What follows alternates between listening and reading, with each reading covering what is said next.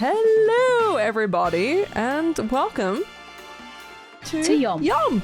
Yeah. I thought you'd forgotten what we were doing there for a minute. Yeah, so. I forget all the time. I need to be reminded because I'm senile. We're all over the hill now. It's only downhill from here. Woo. Put us out to pasture, I say. I think my time is done. My time is done. True. Welcome to this episode of YOMP.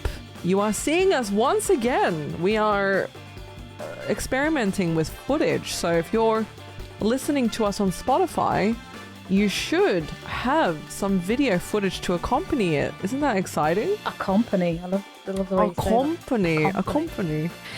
But yeah, we're messing around with that. So there is still obviously the option just to listen to the MP3 format of the episode. But yeah, welcome to this episode. I am G-Star Games, and I'm joined by... We are G-Star Games. We are G-Star. Like we are family. Like we are family. Yes, like Fast and the Furious, like Vin Diesel and Paul Walker.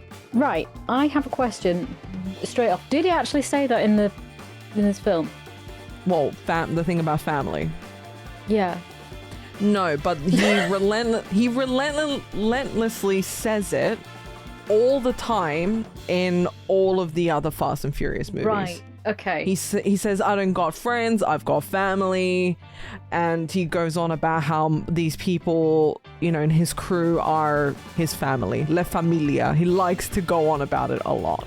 Yeah. Okay, so we watched one of G's movies, The Fast and the Furious from 2001. Yeah. And I have seen this before, back in my youth. It was a long time ago, though. And so this is my first time rewatching it with fresh eyes. Yes. Okay.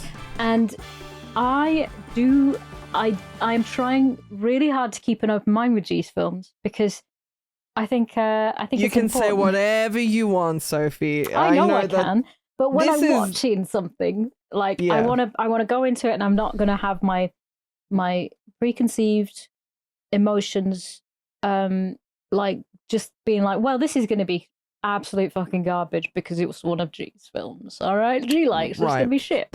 There are some films of mine that you do like, so exactly. I know for a fact that you don't go into, one of my films going, oh, exactly. I know it's gonna be shit. I know this isn't your type of film. Like I know that right off the bat. So Yes. And I didn't remember the plot. Okay, right. I can't remember it. I remembered cars. I remembered racing. Good, yes. And that was it. That was basically it. I didn't, my face blindness means that I had no idea that was Paul Walker. Amazing. No fucking clue. I recognize Vin Diesel. He's got a very specific face, though. Yep. Man's built like a thumb. Yeah, but I do sort of get confused slightly with him and The Rock. That's interesting. There is some slight crossover there in the amount that I... Well, first of all, there's a big height difference between those two. Well, I wouldn't know that from films. Well, I do because I'm very weirdly invested in this franchise, and I know too much about this franchise because there was a running meme at one point with me and Simon. And we were obsessed with Vin Diesel, and we had a shrine to him in Minecraft, and it was bizarre. It's what he would have wanted. It's what he would have wanted. We had like an entire texture pack in Minecraft where the creatures in Minecraft would say voice lines from the Fast and Furious franchise. Okay, so you both were very well versed in. Oh yeah, and you've seen all of the entire multiple times. I unironically love these films, but I know some of them are really bad.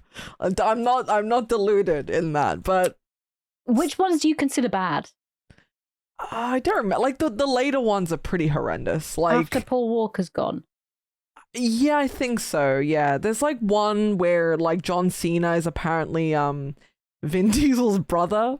Of They course. yeah, of course. Like, who else would it be? Of course, it's going to be John Cena, and Could have it been The wasn't a Rock. very Could have been. well. So you Is know he in The it? Rock. Is he in any of the? Yes. Okay, right. Yes. So there's big drama between The Rock and Vin Diesel. Right. Because IRL. yeah, pretty much. Okay. There was a really funny, like, I don't know what the drama was exactly. I think they butted heads. The Rock is pretty egotistical. He has, a lot of demands when he does things, and he was like the highest paid actor at one point. And Vin Diesel doesn't like to be overshadowed. And, in their contracts, there was like a scene where, well, anytime they were in a scene together, they stipulated in their contracts that neither of them could lose a fight. So if they were having a fight in a scene, neither of them could lose the fight. Like it's bad. I love that as a thing, right? This goes so hand in hand with my impression of what this movie is. Okay, which is fucking weird masculinity. I love that you didn't know that The Rock was in this. That's incredible. I don't know anything about anything. I don't know shit about fuck. Well, right. I took notes on this, by the way. I did take notes on this film. Oh, that's awesome. I love this. I wanted to get back into taking notes, obviously.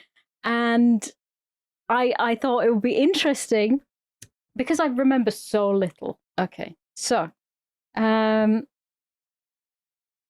for starters, I couldn't find this to watch, even though it said it was on Prime, because it was like they've got the wrong, different, like that happens a lot, Like there are many times where I'm looking for a movie or something, and the year is wrong. Yeah, and they've put the wrong version. Like if it's a remake, they'll put the old one with the new year. Yeah, and it confused me. Yeah. And I was like, what? And I was nearly texting you going, gee, which one is it? Because there is so many, like we said before, there is so many that are all named like the same.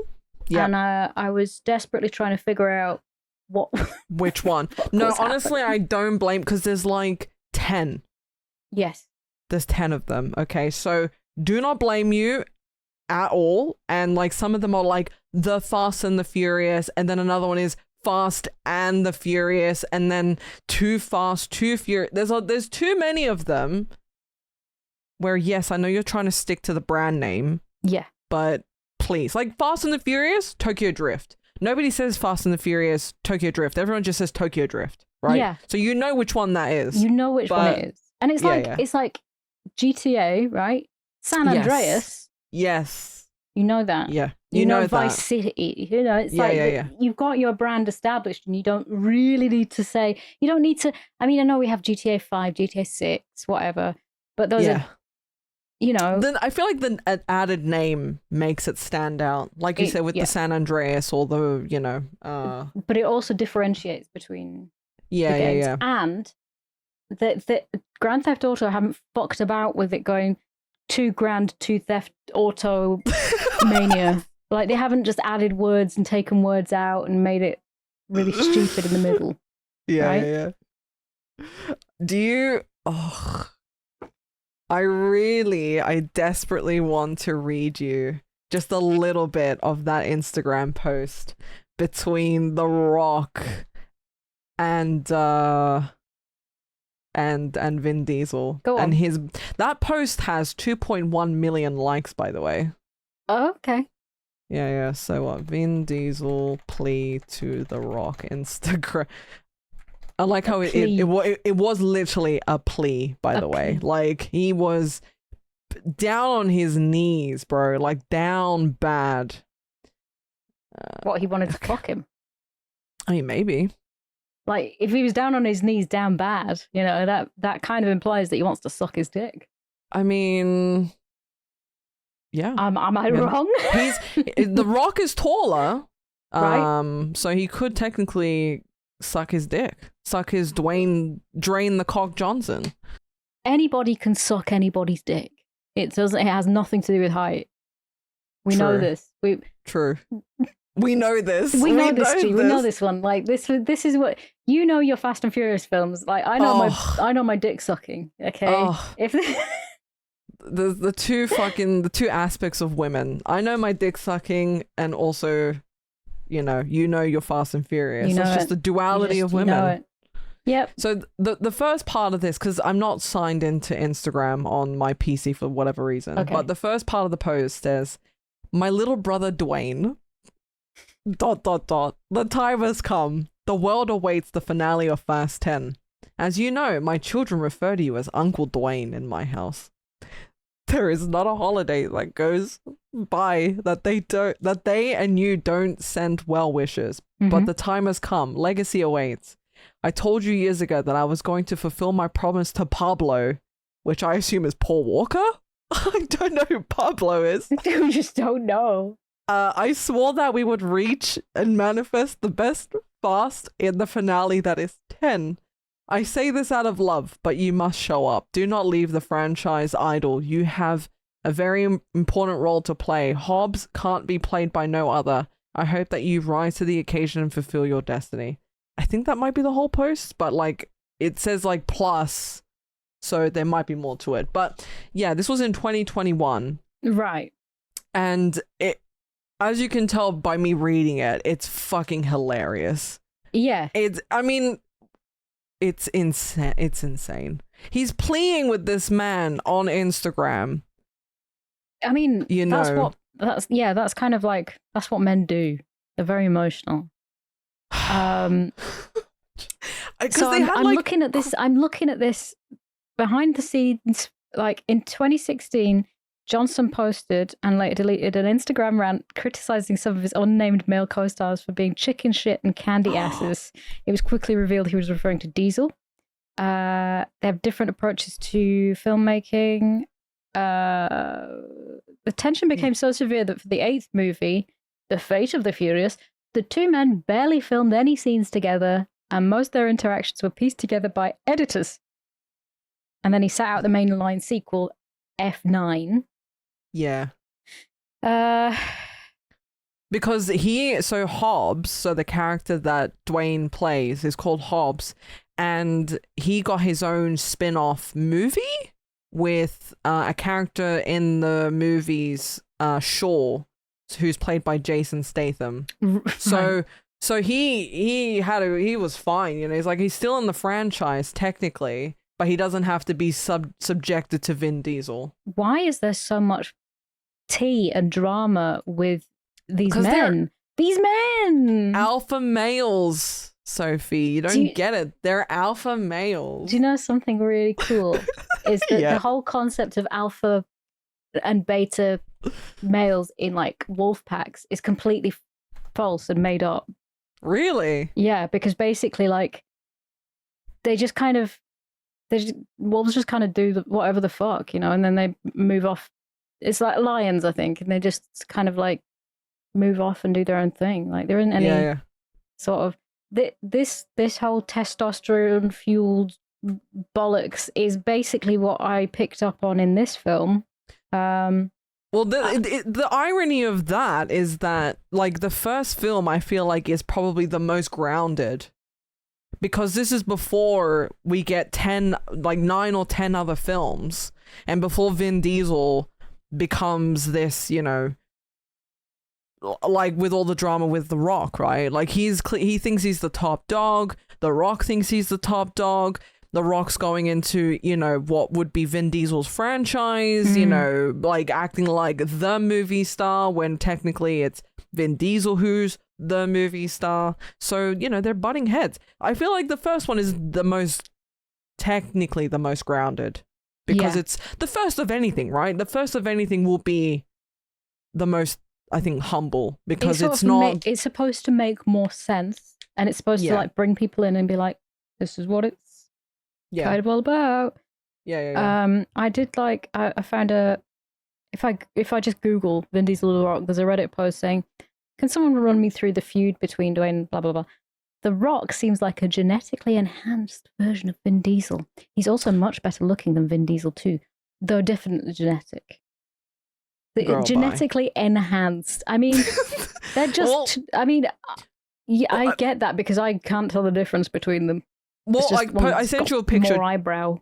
Yeah, I sent you a picture. So there's a big height discrepancy. So the Rock is like 5. Oh my god! Yeah. So he's 6'5", and like Vin Diesel's like 5'9", maybe 6 foot.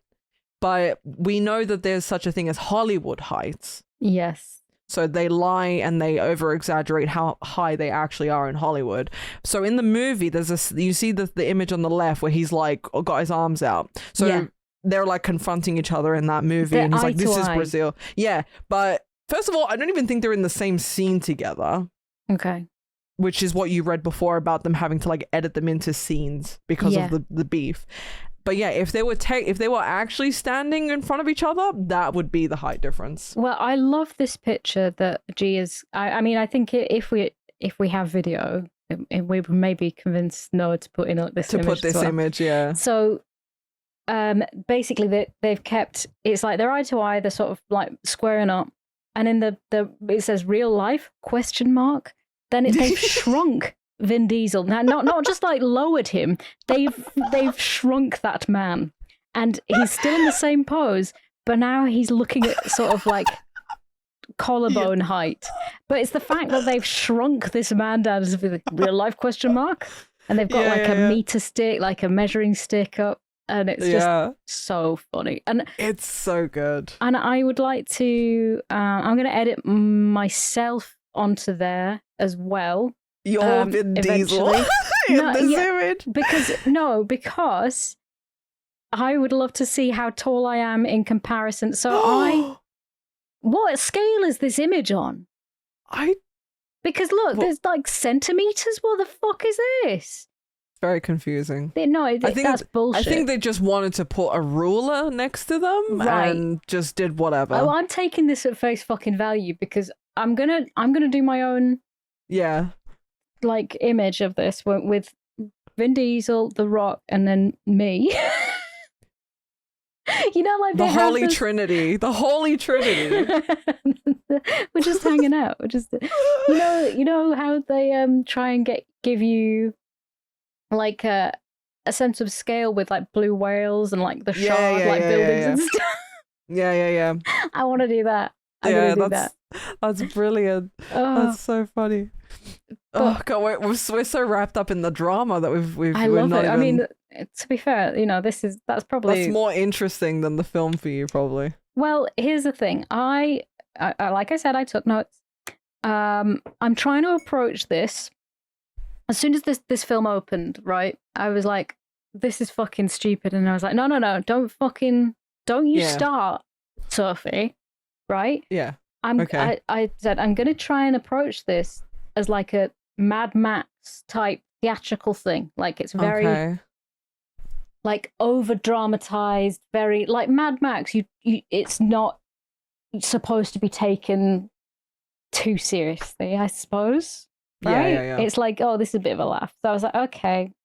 And then I said, but the neon green is a bit obvious. So the film starts with them, with some cars that are, basically like some guys like, oh, I've loaded up loads of shit into this crate, into this lorry. Look out for this lorry. Yeah. And some cars like hijack it. Basically, they nick all these Panasonic DVD players. Yeah. That is 2001. 2001, right? So that's a big deal. It's a big deal, but also that's a lot of fucking product placement. Oh yeah. It is absolutely chock full of Panasonic things. Yeah. Which is amazing. Yeah. First of all. And I was thinking like, well, if I was gonna hijack a lorry, if I was gonna commit crimes, I probably wouldn't have something as obvious. Like if you're committing a murder and you've got a calling card, right? But it's like as you're doing this very like obvious murder and you've got a t-shirt on with your full name on it or something, or like a big hat. Oh, but okay? also what you're saying is the cars, because they're so flamboyant, over the top, recognizable. Don't you think that's a bit fucking like unrealistic in general? I never thought of that because I just like suspend, I'm just like, I'm in it. But like you bring up a good point, because I grew up playing, and I love and was obsessed with Need for Speed. Yeah. Like I loved those fucking games with all my heart. The neon under the cars. Oh my God, it was the coolest thing in the world. Absolutely. Absolutely. But also, no, but you bring up a good point. It's if you're committing the crime and you're leaving witnesses, like it's like going somewhere and wearing a big hat, and also it's like this is what it is, and they're like, oh my God, I only know like there's only like 3 or 4 people with that massive stupid hat. We've narrowed it down significantly. Yeah. Like it. Well, if if it's caught on camera, and if the truck driver can go and they know what specific car, it's a Nissan, blah blah blah, and it's got neon green lights and the rims rotate, and like he knows a specific whatever, then they're screwed, because those are very like you can point them out. The police bring it up as well. They say, well, they did it again and they've got neon underlighting, and I'm like, what is it? I mean, come on, guys. You've gone for a black car. They've got black cars with neon green underneath it. Well, also, like, they'd have to be prowling for them at night, I guess, because you'd only be able to really see those at nighttime. And you need the proof as well. Like, you can accuse someone, but if you don't have the proof, just like when they raided that guy's house. Yeah, they didn't have the full proof.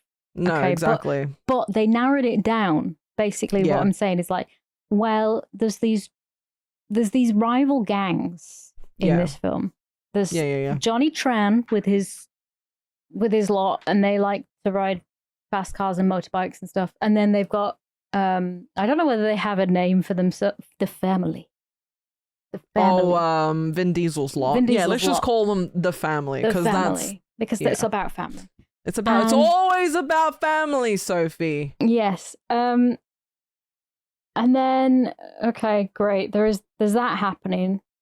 But then there's also, is this where so we get Paul Walker, who keeps going to a fucking cafe. The Toretto Cafe, where he orders a really bad tuna sandwich because he likes Mia. Every day he's ordering a terrible tuna sandwich and asking how it is, and she's pissed off. She's already pissed off. She's just like, I don't fucking give a shit, man. And you don't think much of it until Vince and the rest of the family sort of show up, right? Yeah. They show up and they're like, who's this twat eating sandwiches? And I don't know the woman's name. What's it? Letty? No, Letty. The other one. Michelle Rodriguez is Letty, yeah. She gets out of the car, right? And she's pulling the most stupid fucking face. Yeah. And the shadow of her sunglasses on her very filled lips make her look like she has a mustache. And I was like, God damn, that woman's face is annoying. Well, they when you get lip filler, which I don't know if she does, to be fair, because she's like, I think she does have full lips, but yeah, when some people get lip filler, it creates a shelf. Yeah, especially if it's done. Especially if it. Yeah, and it looks really bad. Yeah. But I don't know if it's a good question. Did Michelle Rodriguez ever have lip filler? Apparently. Oh. No, I think she might have, It definitely looks that way. Yeah, right? there's nothing confirmed, but they look a bit full. But yeah. She's got that, badass beat, badass bitch, like cool sunglasses, very 2000s. New rock like boots on. Yeah, new rock boots, tiny tank top. Stupid face. Like, I can't get over it. Like, what the expression, I'm just putting pictures into the chat now. Because it's really, really annoying me that she's pulling this face. Oh my God. When you take a screenshot of it like that, it makes it look really, well, this was funny. what I was focusing on. I was like, why is she pulling this face? Yeah. It's that open mouth, attempted hot girl look in the 2000s. Yeah. And she's basically I'm not like other girls because I can drive a car. Yeah. And I really like cars, and I grew up around cars, and I love cars, and I'm all about cars. And I'm not like other girls, and that's why she calls the other girls a skank. Because in the racing scene, especially in these movies, anytime there's like a racing meetup or there's a race going on, you've always got the hot mamas in their tiny little skirts shaking their ass. It's normal and expected. Yes, of course. You don't go to a car meetup and not have sexy bitches shaking their ass. Sexy bitches shaking their ass, and also offering a threesome if you win. Yeah. You got to up the ante. It's got to be sexy. It's not about the money. It's about family. It's about family and how cool is my car and pink slips. And Dominic Toretto is the king, and he knows his shit. Yeah. So, Paul Walker's like eating in his sandwich, and the editing has made his eyes so fucking blue. I know he has blue eyes, all right? Yeah. But the editing, even on the still frame on Prime. Yeah. They're purple. They've made his eyes like a lilac color. Yeah, so it looks insane. The color grading of this film is it's all got a yellow sort of. I kind of love it though, because that's fine. In comparison to the shit we see today, where everything looks very clinical and very light, and the superficial lighting and everything else, I'll take this. This is stylized. They've actually like gone. We want this film to look a certain way, and it's like how The Matrix sort of kicked off with like the green gray sort of color grading, like very dark blue, and that was The Matrix.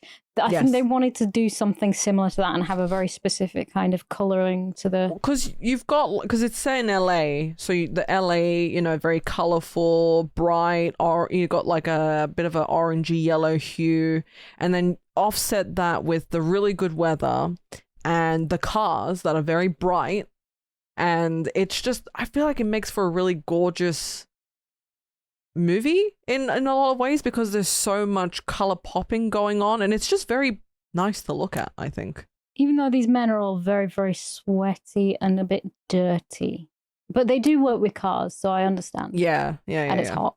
So, all the women are fine. They're all, they don't sweat. No, women don't sweat. And so they have a little kerfuffle because Vince doesn't want Paul Walker around the cafe. Mia, because he knows that he's after her. He's not interested.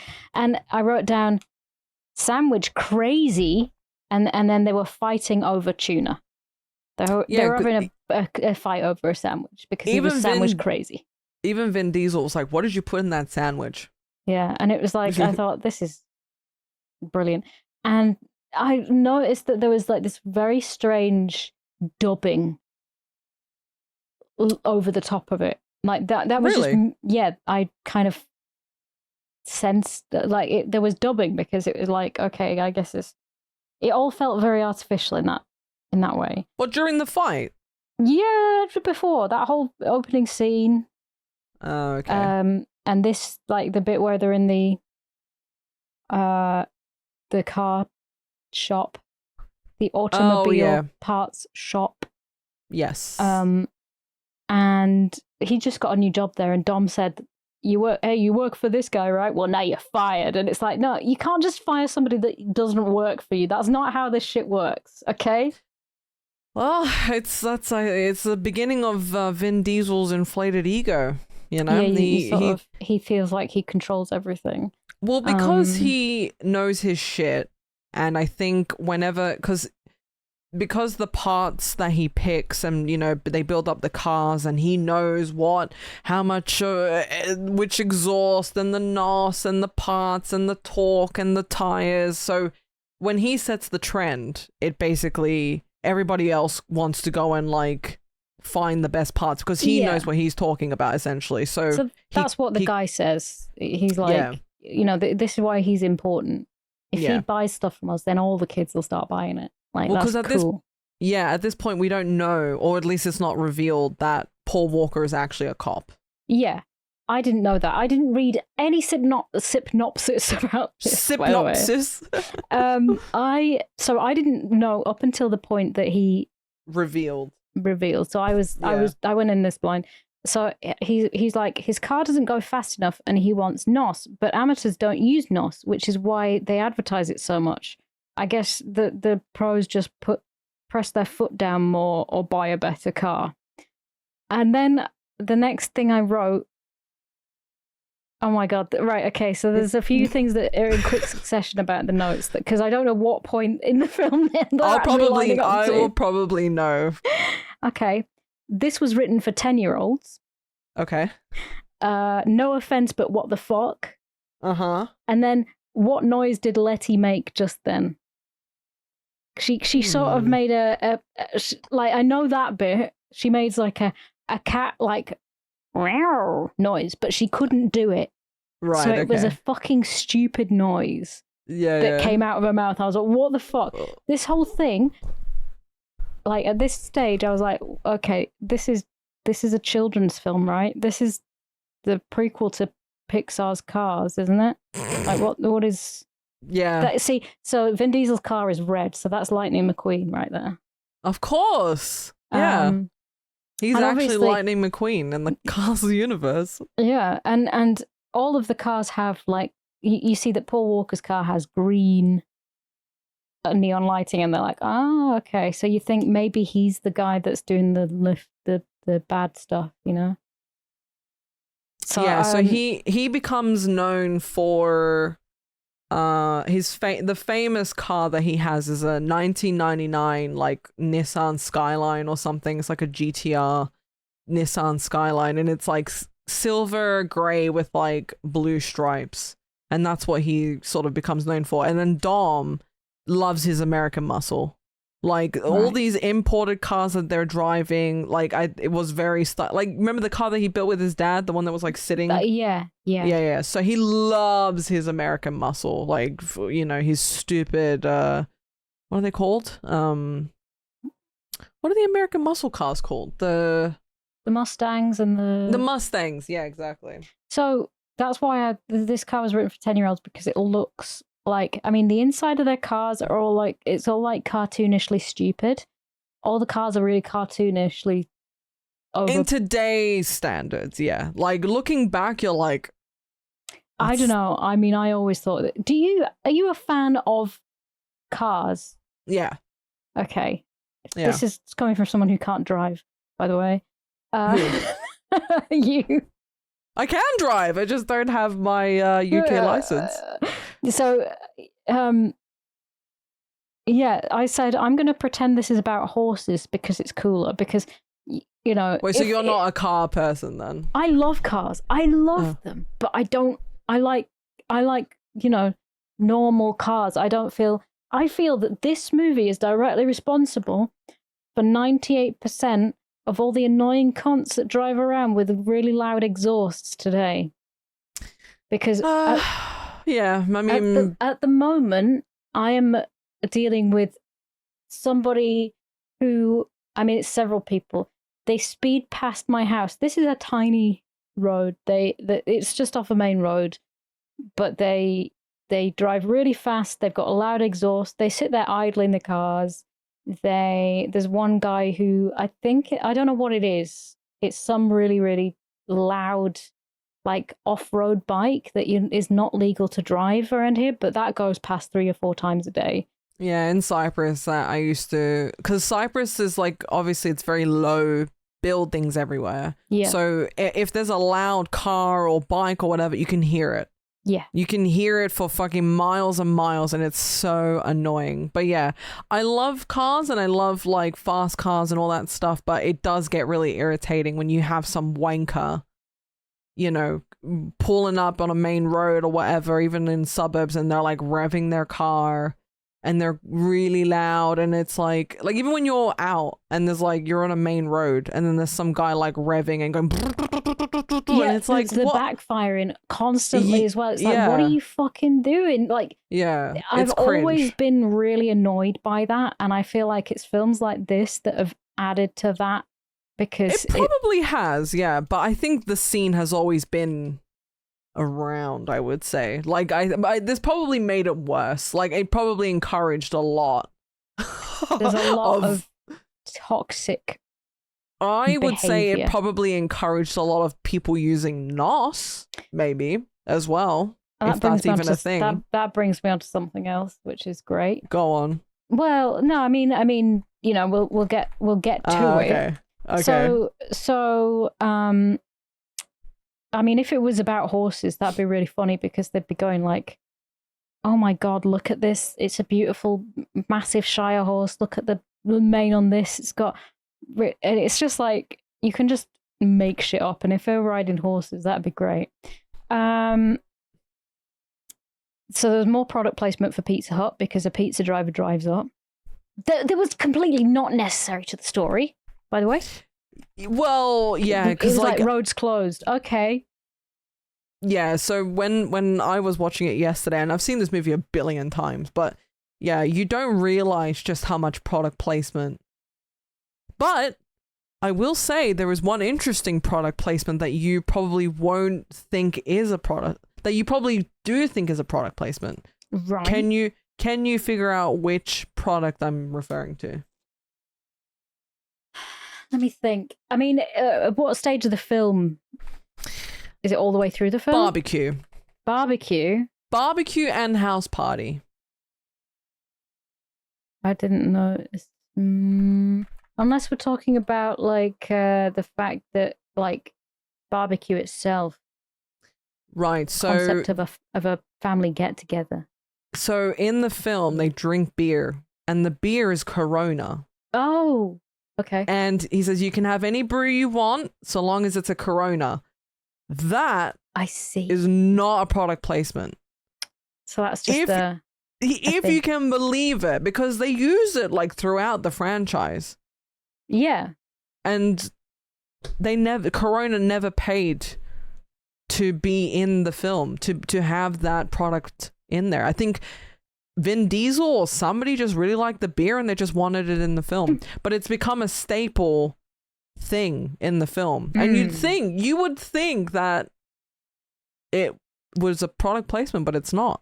And in fact, they made like 15 million worth of like, you know, revenue because of all the Corona in the film. Oh my God. And in the films. It's insane. It's like that's the one that I thought that's the most obvious product placement, and in reality it's Panasonic and Pizza Hut and stuff.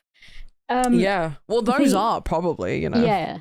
It's like in Theme Hospital they had Kit Kat vending machines, but the product placement actually fell through, but they didn't have time to recode the vending machines to have anything else on, so Kit Kat actually sent the dev team a box of Kit Kat instead, which is nice.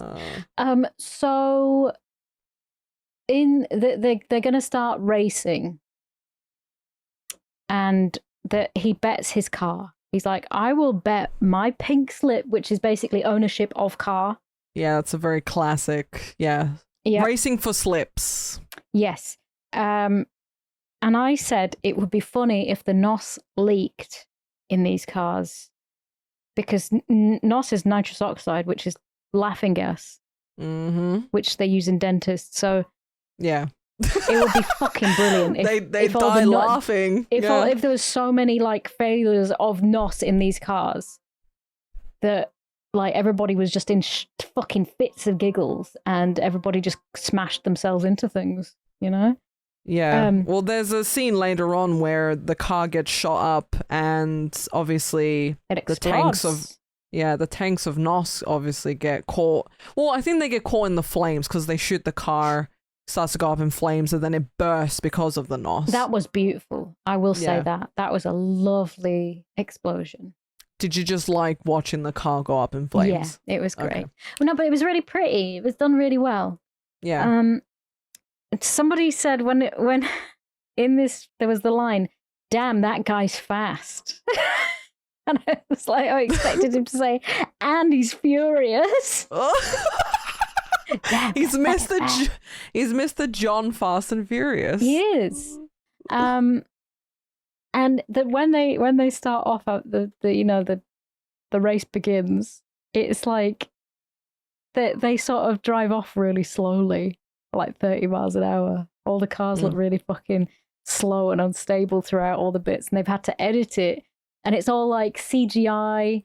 The Vin Diesel is CGI in to have to be going really fast, and I thought amateurs use NOS, but it's like even Vin Diesel uses NOS. Everybody's using NOS. So if everybody's using NOS, nobody may then clearly it's not an amateur thing. I mean, I don't know how professional these men are. They're just, but there's a lot of money involved because he's like, I think that there is professional aspects. Not Dom. He's been banned from professional racing because he beat up a guy. Aww, and he went to jail. They later retconned, but yeah, sure.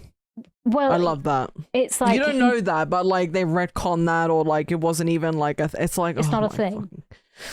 The franchise has just gone on too long that they don't people die and then they bring them back, and just because they didn't die on screen, so, it's like. Are you saying that his dad isn't dead? Well, no, his dad is, but I can't remember what it was exactly, but. The thing about him beating someone's head in, that comes back. And it's does it really need to come back? Can you not just... Can we not just... It's really not important. And they do it a lot. They do it with Han in the Fast... Fast and Furious is one of my favorite movies ever. And I love Han. But that motherfucker clearly died, okay? Don't fucking bullshit me and retcon a scene in where he fucking survives. So okay. The thing.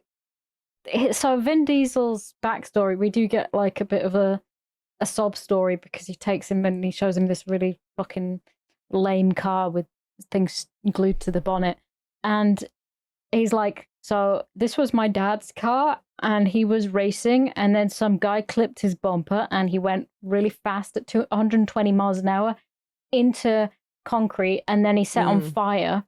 And then, so I grabbed a wrench and I started hitting the guy that did it. And then I was banned from that. And I was like, well, that's your fucking fault. And also, I did write something about that later. Wait. That's your fault. That's your fault. You'd think watching your dad burn to death racing would put you off. Yeah. Well, it's because that guy was to blame. Oh god, the amount of crazy shit that happens down the you won't believe your eyes.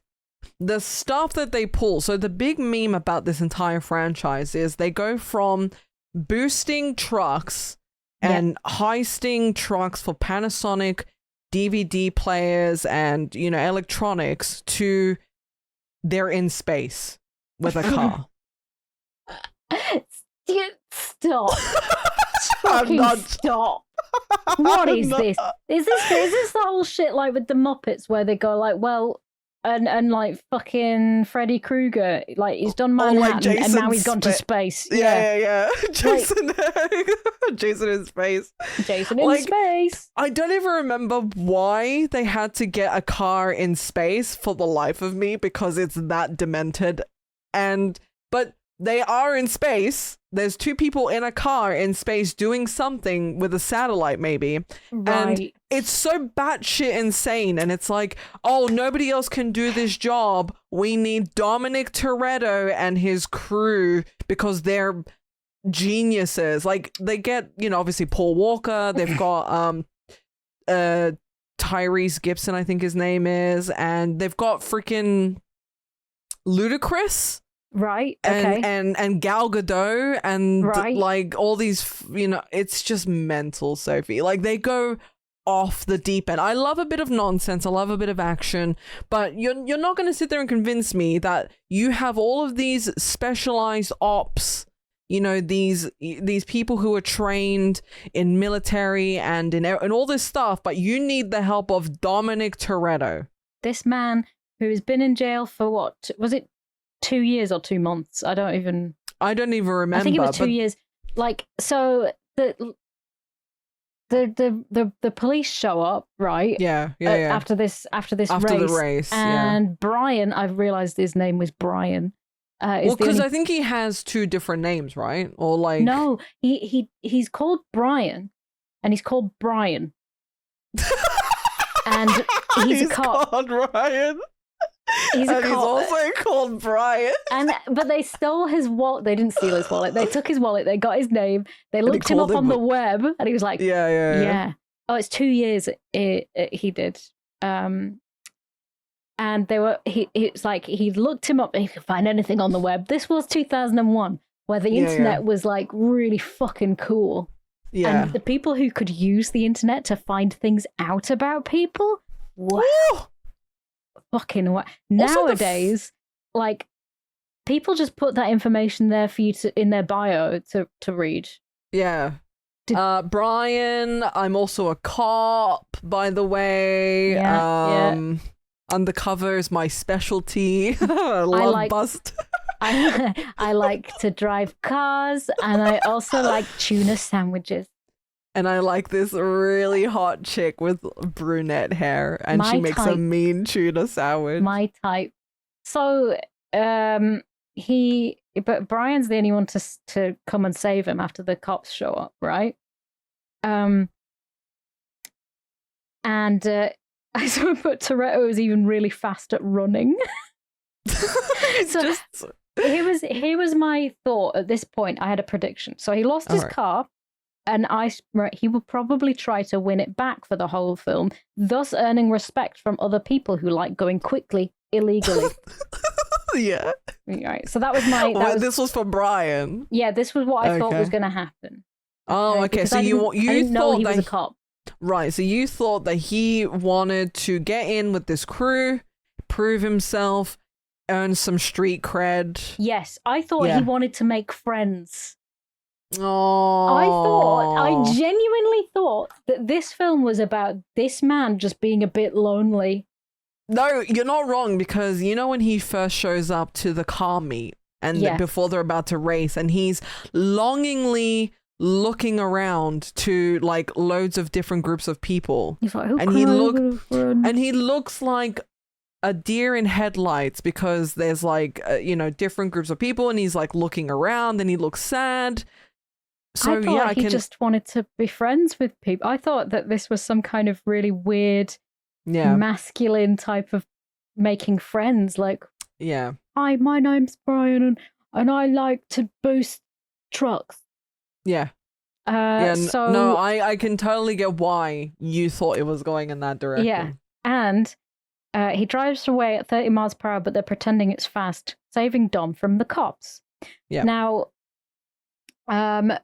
they're driving away, and then these motorbikes show up, and one of them says, "Follow us," and he's just like, "All right, no, okay," and Dom doesn't even explain. He's just like, "Yeah." He doesn't say yes or no to go with them, but he just is like, "I guess." And he's like, Dom's like, they said, "This your car?" "Well, I just lost it in a race." He's like, "I haven't taken delivery yet." So he's like, "What? He doesn't want the fucking car now? What the?" And then I said, "Well, now he won't want it because it's full of holes, but it's a pretty explosion." And then the best thing happened. Yeah. There was an ad break.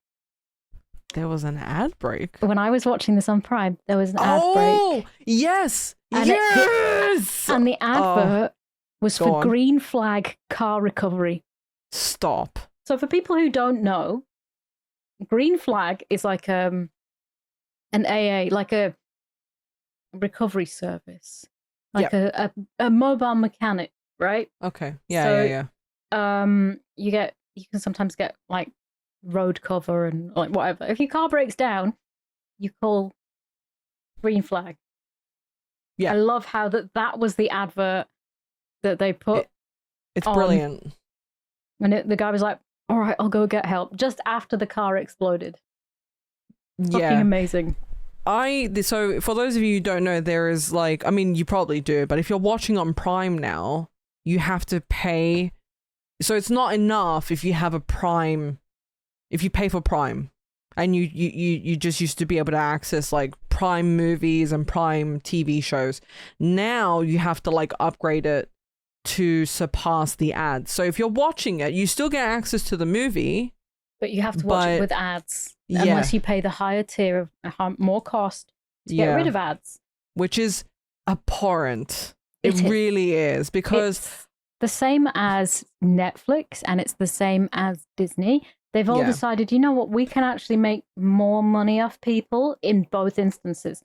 If we play adverts, right? People are used to ad breaks, so why not? Why not fucking do? But we can also like charge them more to get rid of the adverts. So it's a win-win for these people. So anyway, I'm cancelling Prime. Really? Yeah, I can't. I'm not fucking doing this. Like, was that your first time experiencing that? Because I was watching Spider Noir, and I'm like in the middle of an episode, and then an advert hits, and I'm like, what? I'm like, am I not logged in? If I wasn't logged in, then I wouldn't be able to access this. And then I saw a go ad free button. I'm like, you're joking. So this isn't the first time that this has happened to me, but it sort of is the last straw. Like, I've been using Prime less and less over the years. Like, I don't buy from it. I'm only still using it because I paid for it for a year because it was cheaper. Yeah, exactly. Because you buy the year subscription, so you're like, okay, whatever. So I was like, but I'm cancelling it as soon as that runs out. Like, I cancelled Netflix and Disney, and it's the same with so many people. Yeah. It's like, there's no fucking point. Because there's no good reason, because, you know, if you're paying and they're still finding ways to pump ads, then they're not offering you a decent service. The whole reason that piracy was a thing, right, was because it was easy to access, and it was you know, it was like you could get anything through piracy. And then streaming services come along and they're like, well, you know, we can help you not break the law. You just give us a little bit of money every month. Like, we have everything you could possibly want. And people are like, that makes sense. You know, this is the easier way of doing it. It's legit. It's legal. It's fine. And then they start putting the prices up with everything. And it gets to the stage where, you know what? It is actually better to just break the law. Just like these illegal car races. I'm not encouraging piracy, and I am not saying that I do it, okay? This is why physical media is so good. G agrees with me. This whole physical media debacle is so Tell us more, infuriating. G. Tell us more, because I saw that you had some reels on Instagram as well. It's infuriating, because, like, I get it. Like, I there's probably a percentage of people who buy more digital. Yeah. And they're trying to, like, basically Sony are like saying that they're going to discontinue physical discs for their games moving forward in, I think, 2027 or 2028 or something, which I think is insane, because they still make discs for their movies and stuff, right? Sure. So why? You know why. Yeah, to cut costs and stuff. It's not even that. It's so that people don't. Oh, so they don't. Yes. Anything. Also, that they don't own, and that they can't give the physical discs to their family, their friends, and then sell it. It always comes back around to family. But yeah, does. It was the same with the GTA stuff. So GTA announced that on release there's no discs. Yeah. And someone said like, oh, it's because they don't, like, once you finish it, they don't want people then being able to like resell it, because obviously some people go and give it to their friends or their family, or they resell it, they put it on eBay or wherever, right? And that just blew my mind, because I didn't even think about that, but I'm like, oh my god, that is exactly what they're doing. It's the same way that Netflix doesn't want you to share your account with anyone outside of your actual immediate household. Yes. It's this, they want to rinse more individual people from as much money as they possibly can, and they don't want you to own anything. So they can just rescind your ability to use things. You don't own anything. You're basically renting. Like if you buy a game, for example, on Steam, you're relying on the fact that Steam is going to be there forever. Forever, yeah. But you still can't share your account with anyone.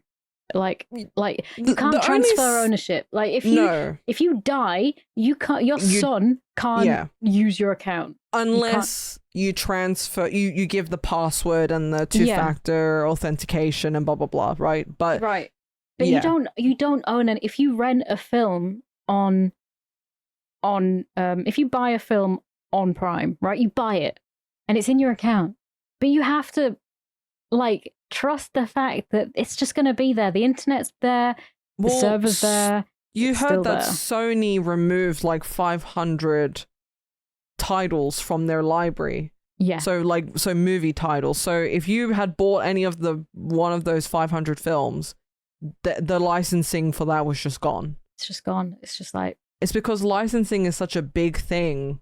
Like when Death Stranding came out, they had like a partnership with Monster Energy. Yes, I remember. Then when they did the director's cut, the director's whatever, that energy drink changed to some generic like Drawbridge name drink or whatever. Yeah. So it's like, because licensing is a time thing because of whatever, they're basically renting the name of that thing.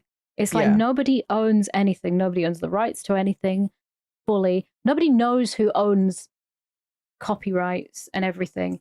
And it's like, even so there's this thing in like Blackpool. I think they have it in other cities and towns called Screenwave.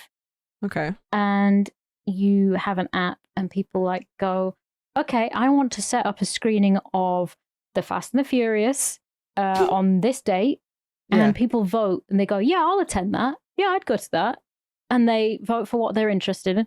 If it hits a certain threshold, it's like crowdsourcing, crowdfunding. If it hits a certain threshold of people saying, yes, I'll come to that, then the guy goes, the guy that runs it goes and gets the rights to show it on that date. And he's been having difficulty getting the rights to screen it, something. I saw on his story. It's just this one bloke. I don't know whether he's got anyone else doing it. And they use like 3 cinemas across Blackpool and St Anne's to screen these things. And it's fucking wonderful. I went to see Big Trouble in Little China. Yeah. And it was all old blokes and it was fucking great. And it's things like that. It's like it was keeping these old films going and seeing them in a cinema. And it was like that experience. But well, it started with like, music, right? Yeah. So if you had copyright music, God help you. God help you if you use anything copyright. Like when I was streaming on Twitch and YouTube, because I'd watched the trailer for The Odyssey, which I assume would have been fair use because you're just watching it and you're commenting on the trailer for this movie, you'd think it'd be fine. No, I got a copyright infringement thingy, and I'm like, what? Like, what is going on? Why are we like so tyrannical about this stuff? Because with music, with media, with even just trailers, for God's sake. Eat the rich. It's the rich wanting to get richer. They don't want anybody to own anything. They don't want anyone to use anything. There's this whole drama about somebody. There was this old game And one of the characters, I'm going to just Google it because I can't remember. Yeah. Horace Goes Skiing, right? This is a game that was on the ZX Spectrum. It was released in 1982. And you play as a weird little alien monster, and you ski down you have to go down a slope, right? Somebody bought the rights to Horace a couple of years ago and started DMCA takedowning people that used anything to do with Horace. Yeah. Anything. Like somebody edited Horace to have tits and they were like, right, well, I'm suing you.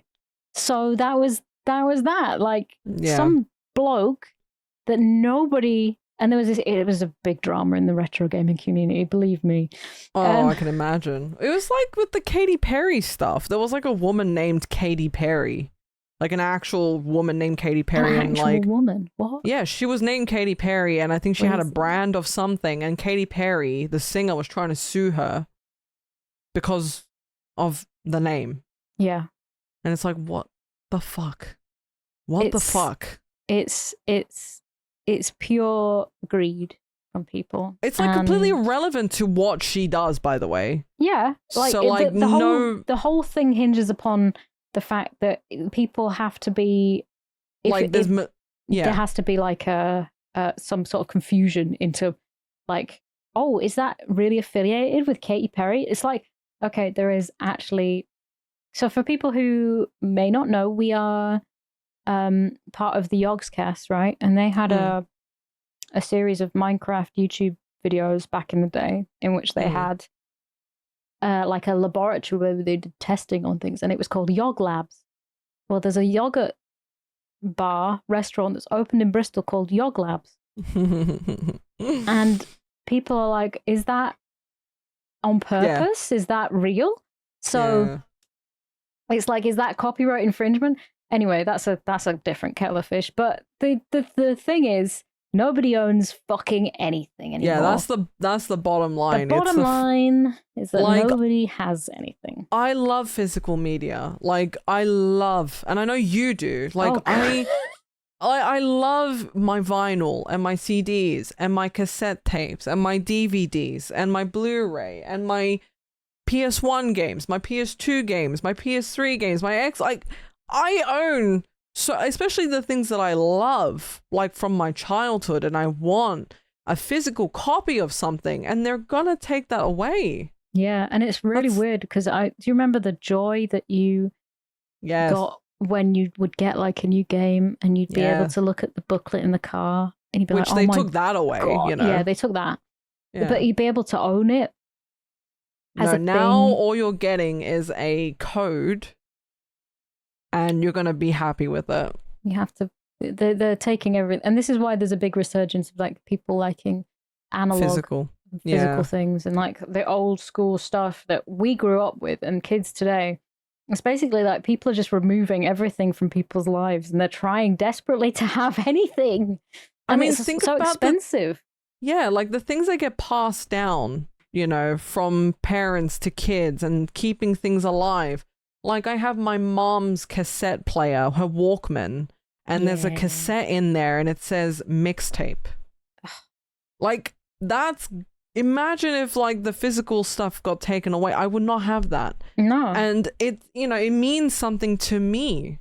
Yes. You know, and this is what life is all about. Things like, sometimes physical things give meaning and, you know, make you happy and stuff like that. Like, you know something's happened, but sometimes your memory becomes shoddy or you forget things and whatever. And then the physical thing can bring back that moment of like that memory or that feeling or that time in your life, you know? There'll be nothing left for people to collect except for like Funko Pop and Pokemon cards. I love Funko Pops! These aren't things that like you can use it in any way. It's like it's just plastic and it sits there. And yes, it's nice I have a lot of plastic that just sits there and I look at it, but at the same time it means something to you though. You know what I mean? Yeah, but it's kind of like I'm not having these things forced down my throat as like, oh, you need to have these, and it's like I do understand the fact that they are just toys. It's like in Labyrinth, and there's the junk lady. She is me, but I understand that all of this stuff doesn't really mean. Yeah, but there's a reasonable level though. Like you don't go over the top with it, and like it's like we're basically made to feel bad because we want to. Like there's absolutely nothing wrong with buying that stuff, owning that stuff, and it's like you said, they're taking away the ability to actually physically own things. So we can't even own a fucking house, G. Well, that's also... We don't own a house, so we can't actually own anything to put in the house, so it's fine. So why have physical things when we can't even like afford that? So exactly, there's no point. It's sad. I think there are like a bunch of what are they called? Like petitions, and stuff like that. So if you really feel strongly about this stuff, I don't know if it'll change anything, but I know people will say like, with that attitude, blah blah blah. Like it's always worth trying, right? Yeah, like absolutely. if you feel strongly and you don't want this stuff to go away and you want to be heard and you feel like if you don't try, but like it's always worth trying. So yeah, find a petition, stop them from like doing this because it is Sony. So I feel really, really sad about it because I want to be able, like, if it wasn't like going to Japan and then I go and find the physical copies of things that I like Ridge Racer and Rage Racer and like Kingdom Hearts, like a Japanese version of Kingdom Hearts and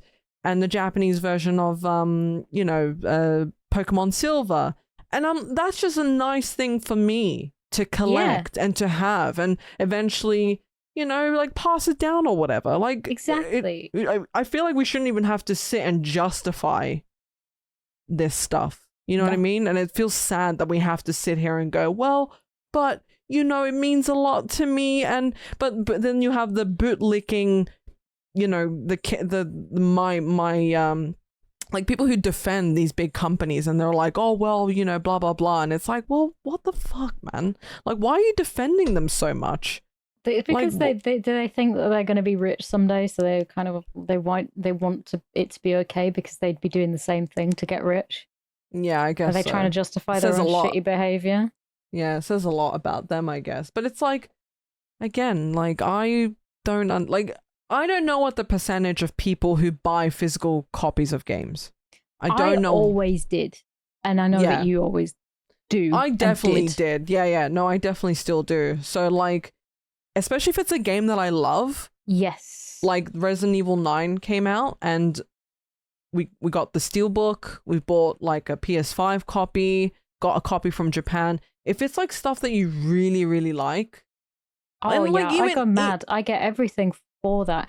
So the like one of the things that like I one of my favorite films is Vampire Lovers. So I've got like a signed poster that's framed, and I've got 2 really nice VHS tapes of it. And it's the same with there was this film I watched, so I imported the VHS from Australia because that's the only place it was released, was in Australia.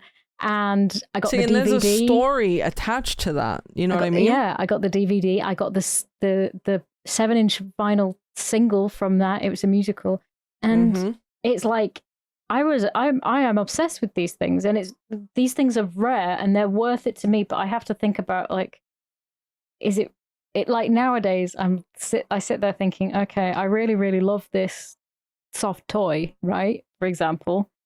But is it worth me buying it just because I like looking at it? Or can I look at this picture of it online? Sometimes I do buy the physical thing and it's still worth it to me because of everything that it sort of symbolizes. Yeah. But then there are other times when I go through blind boxes like fucking crazy for the dopamine. Well, there is, and then it's like, oh fuck, I didn't really need to do that. And I don't want any of this stuff. Yeah, because I'm also against overconsumption as well. Yes. Like, I don't like people who overconsume like, you know, clothing or beauty products or just anything. Because there's a fine line between like wanting to be a collector and like cherishing and like keeping hold of these like wonderful things, and then people who just go over the top. Yeah. And like they overconsume, and then when they like buy a certain amount of whatever it is, then they just dispose of it. You know what I mean? Like that's a whole can of work, different kind like of there's work, influencers that are just like they unbox things online. Yeah. Just for that, and then it just goes. It's like okay, great. And then they influence other people to do the same thing, and then it's just this vicious cycle. But yeah, I don't know what the percentage of people like. This is why I'm not like hard in the like line in the sand about it, because you know, yes, they are a business, and I understand that, and it's about the bottom line. So I don't know what the percentage of people who buy the physical copies of games. I would imagine it's still a decent amount. And of course you get indie games that aren't available as a physical thing, and again they have to rely on like Steam or itch or whatever just to be like have their game out there. And I don't have a PS5, so, and my PS4 broke, so this is another thing, like things break. Well, like and then the people will say, disc rot, disc rot. Okay, dude, yeah, if you're living in the fucking Sahara Desert, sure, all of and you're these using videotapes behind me, right? Yeah. They get moldy, they degrade, because it's magnetic tape, right? But it means a lot to me to have them. And I sit in this studio and I watch these tapes still. But I sit here and I look at them and I feel happy because I'm surrounded by things that I like. And it's not a case of just buying any fucking tape or whatever. It's like, for the sake of it. I look at these things as little pieces of art. So yeah, we are so. Art collectors. Games are art. And when you're not allowed to you're just not allowed to have things anymore. No, we're not allowed to have things, or you know, it's about you're just only digital, because you know they cut down on the cost of producing the covers, the discs, making disc art, you know, like with games how they have disc art on them. Yep. So that gets taken out of the equation. The manual that used to be in the games no longer a thing. So they just basically want to move everything to digital and have a monopoly on that. Because if you go, like, if I bought GTA 6 and you didn't want to buy it, and I'll be like, I'll give you my copy, you know. When I'm finished with it, you can borrow it. Yeah, you can borrow it or whatever. So they're just, you know, anybody who's a bit tight on cash. And then people were commenting on that thread being like, you had 13 years to save up for... I was like, these were people commenting on G's reel on Instagram saying, you had 13 years to save up for GTA and you complain about how expensive it is. And all these people have put so much work in, and they forget that the devs aren't actually paid anywhere near enough money to make these games anyway. So it's all going to the fucking higher ups. The top dog. The people at the top. That's what also annoys me. And it's like, you're not thinking about the people who get shafted. No. In this entire process, and you're like, you have 13 years. Oh, okay, so I've just been sat in a corner staring at the wall for 13 years, saving up just so I can afford GTA 6. Yeah. You haven't been buying food or paying bills or anything. No. The cost of living keeps going up, and it's like every time you budget for something, well, suddenly, like, oh, sorry, cat needs the vet. So yeah, that's £300, £400, depending on what's happened, and it's like, do you have nothing else going on? Like, of course I can afford GTA 6, but there are a lot of people. That's not the point, and also there are a lot of people who have a lot of responsibilities. And, you know, they're setting a precedence for games being retailed at £80 plus. And they're paywalling and they're removing content from games. Everything, things need DLC on release. Yeah. They're just like, okay, right, here's your base game. But if you want actually what we've advertised, then you're going to need this, and this. And you can't actually do this without this special pair of glasses. Yeah, so... they've walled off shops. in the game. Oh my God. So they've paywalled certain shops because GTA is big on like, you know, your haircuts customization, and innit? Yeah. So they've paywalled a whole bunch of that stuff and they're defending it. And it's like, okay, yeah, GTA is great and they're, you know, they make a lot of money and whatever, but now like we've gone from, and yes, inflation is a thing, but we've gone from games costing like £40 and now we're at £80. And like, I know how time works, but you know. Well, here's the thing. This is the interesting thing. Like, games used to cost the equivalent of £80, and films like VHS tapes would cost so fucking much money because it was new technology and it was very expensive to make. But again, these were physical things that you could keep. Like, in this day and age, you're paying labor, but they're not even. I mean, they're not even paid correctly, right? No, nobody's paid correctly except for the people that are shareholders, basically. Yeah. Like, if you look at how and if you have like the lowest wages, and it's like, oh well, I guess I'm not supposed to have nice things then. I'm on benefits. I'm not allowed to have. You had 13 years to save up for GTA 6. Okay. Shit. Well, where are your priorities? I was buying Sylvanian families and little weird plush toys. I was buying videotapes that don't even work. Yeah, no, that's totally fair. No, honestly. Yeah. I just don't get people. Like, I'm all for seeing all sides of an argument. I'm never going to be like set in my way before I hear like different sides of the story. But I just can't, like, with people who are like, oh, you know, it's a great game and it deserves, and it's, you know, like, you haven't even played it yet. First of all, you've not even played it yet. And second of all, for God's sake, stop defending these like billionaires and these conglomerates and these big companies. They don't know who you are. They'll never notice you. They just want your money. And yes, it's a business. I understand that. But don't defend it. This is how they get away with shit. I can't remember how we got onto this subject, but we got onto this subject. I completely fucking agree. We got onto the subject because you were watching it on Prime and then you got an advert about a car. Yeah. We'll get back to the movie now, but yeah, that's how I feel about it. So yeah. That's a story for another day. Maybe a bonus. We'll do a bonus episode. A bonus episode where we just fucking bitch about it. Where we bitch and rant and vent and complain about the movie industry. But yeah, so the car goes up in flames, like you said, and you know, Brian saves Dom from the situation. Then they head back to the house. Right? Yes. But, well, Brian gets arrested in inverted commas. Well, this is after. So yeah, so like they go back to the house. Yeah. And then Dom's like, he was the only guy who came back for me. That was like before the cars got. Oh yeah, no, wait, it wasn't. You're right. He was the only one that showed up. Yeah, and I think. Yes. No, you're right. You're totally right. Yeah. And Mia, which is Dom's brother, she was like getting her hair all nice, gussied up. She was. Oh yeah, sorry, sister. She was like, she obviously fancies him. Because she's like, oh my God, my crush is here. Oh my God, Brian Stilner's here. Brian's here.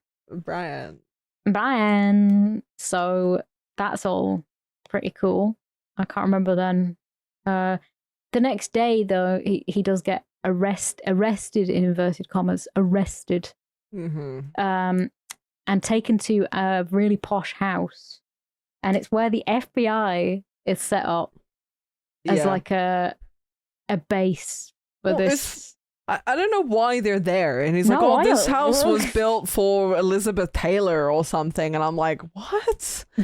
Instead of having a police station as the base, they've got the base set up in a really fucking posh house for Elizabeth Taylor in the Hollywood Hills. And there is no reason for it.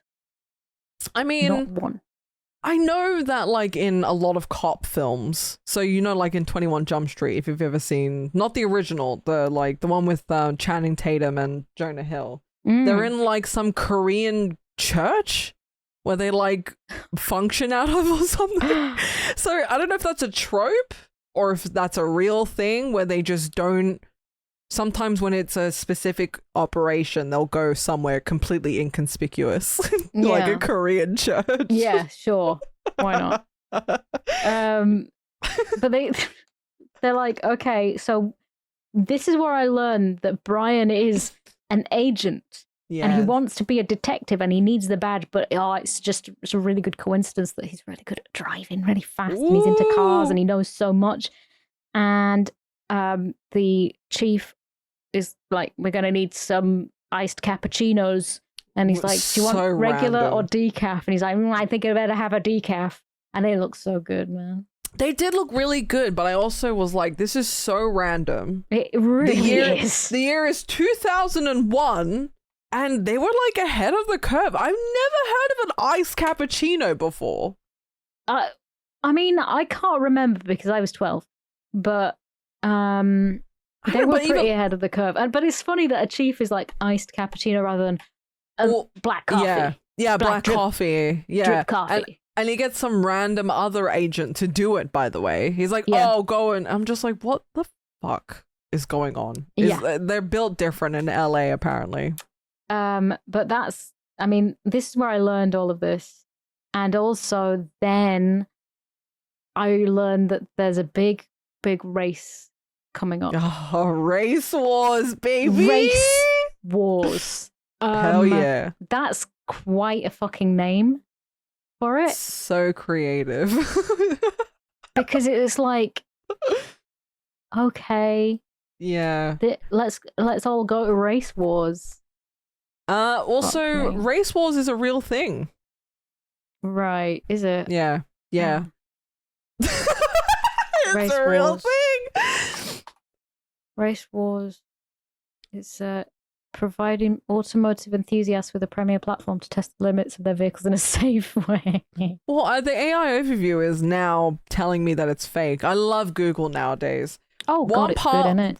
It's so good. One part will say that it'll say, yes, it's real. And then if you look further down in the AI overview, it'll say it's primarily known as a fictional multi-day drag race and car festival. It's an ethnic conflict between two or more ethnic groups, maybe social, political, economic, or religious. So basically, like that's where my mind went to at first. It was like, okay, so it's people fighting about their differences. Right. It's where, it's where people of all races come together and fight each other. Of all races? Well, that's it. That's what a race war is. And that's what this race war is. Oh, I see what you mean. Like I immediately was like, okay, so there's going to be like all of these different races. You're right, of people coming to have a little scrap and a little race. Yeah. That's why they made a pun out of this fucking thing. Because may I also say that Vince called Brian the F word slur at the beginning. Yeah. Very 2000s, right? He called him homosexual slur. Yeah. And I was like, oh, okay, yeah, we're watching a 2000s movie. I forgot. Almost forgot. So great. Let's go to race wars, I guess. And Dom and Brian are BFFs, and he wants him to race for him to money. They get very close to Dom and Brian. They're basically holding hands. Yeah. There's a lot of homoeroticism at the barbecue. Vince kisses him on the edge. And then which was weird. Yeah. He has a strop. He has a strop because he doesn't like Brian. He's like, there's always one. There's always one that's just like, I don't want to be friends with him. I don't want to be here because he's fueled by jealousy first, and then like he's like, oh, this guy, he's a cop. Yeah, he's saying he's a cop. Don't trust him. Yeah, and he's the only one that's like actually like on the nose. But clued in. Yeah. Dom, here's the thing that I find fucking hilarious about Dom is that he has no object permanence. What does this mean? Everything that happens to Dom, he's just like, okay, I guess we're still friends. Like at the beginning, there's a fight at his thing, and then as soon as he turns up to a race and he comes second, he's like, okay, you're my best friend. And then he's like, if you go out with my sister, don't break her heart, I'll break your neck. And he's like, okay. And then, like, at the end, spoiler alert, at the ending, after all of this, he finds out Brian's a cop, and he's like, all of this fucking shit goes to fucking shit. And he's just like, Brian gives him his car, and he goes, okay, see you later, bye. And it's just like, this guy does not give a fuck. He doesn't give a shit. He's just like really quite a friendly, he's like a Labrador, is Vin Diesel in this film. He's like, just want to be your friend. All of these men are very, very lonely. I never in a million years would have equated Vin Diesel to a Labrador. That is insane. It's kind of funny because in the first film, the one that you've watched, he's actually he's a bit more well-rounded. As the movies go on, which you'll find funny because the second one doesn't even have him.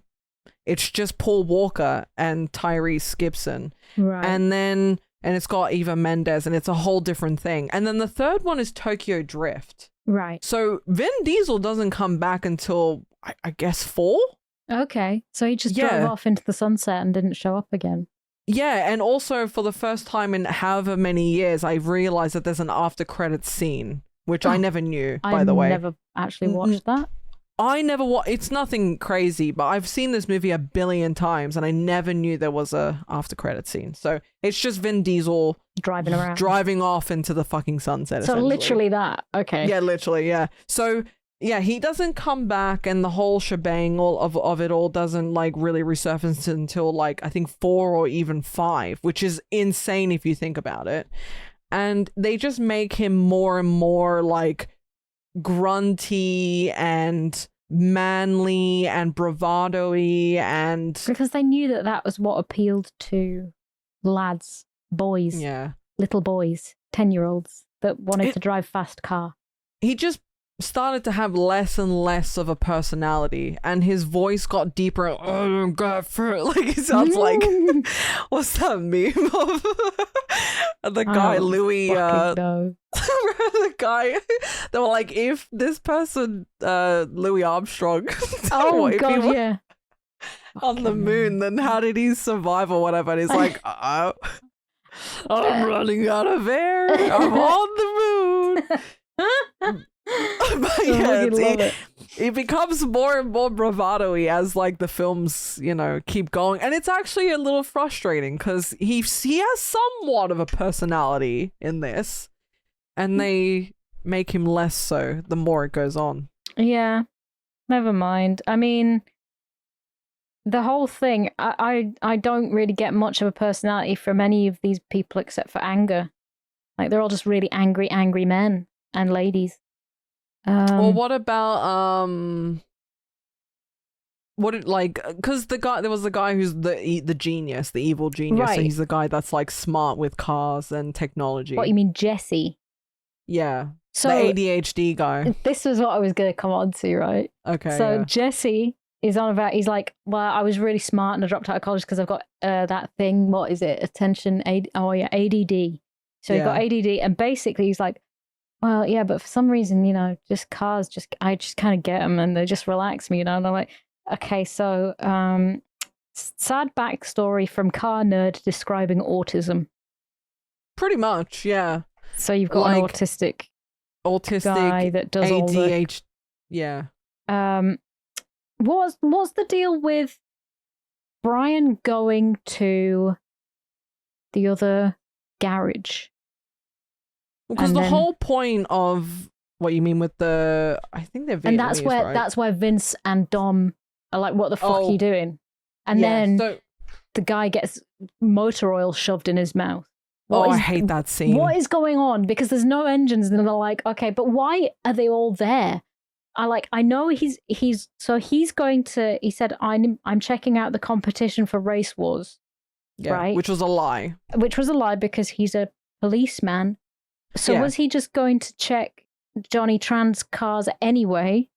No, so the whole point of the police involvement in this is that they know, which is how the film opened, that there are gangs boosting trucks for, tech, like the DVD players and all that stuff. So they're trying to track down who is responsible and who are the people who are boosting and raid and heisting these trucks. And they think it's Dom, and Brian's like, no fucking way, Dom's really cool, But he goes to this garage or whatever where the cars are, and I thought that he was checking out Dom's cars, but then it's like Johnny Tran's there, and he's like, there's no engine in these cars.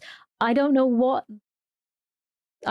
this. And then there's also the man, what's his name? There's Hector, who's like, I need 3 of everything for this. Yeah, because they're trying to figure out because he's like, oh, you want 3 of this and that. Mm-hmm. So he's thinking that they're trying to pimp out their cars. So, but to, why to are they conduct the heist. Why are they all in one place? What do you mean? So Brian goes to look at some cars. Dom and Vince in that garage. Yeah, Dom and Vince are like, what the fuck are you doing here? No, they tailed him because Vince convinced. Right, so they tailed Dom. Right, okay, I must have missed the fact that they tailed him. I'm pretty sure they did, yeah, because that would make that's because they were like, what, you're gonna go, he's like, oh, I owe you a 10-second car and I need to scope out the competition. He's like, what, you're gonna go check what everybody has under their hoods? Yeah. So they clearly tailed him. Okay, so I thought it was their garage and also Johnny Tran's garage. No, they wouldn't be sharing a garage with them. There's clearly like gang tension but I didn't know why they were all there.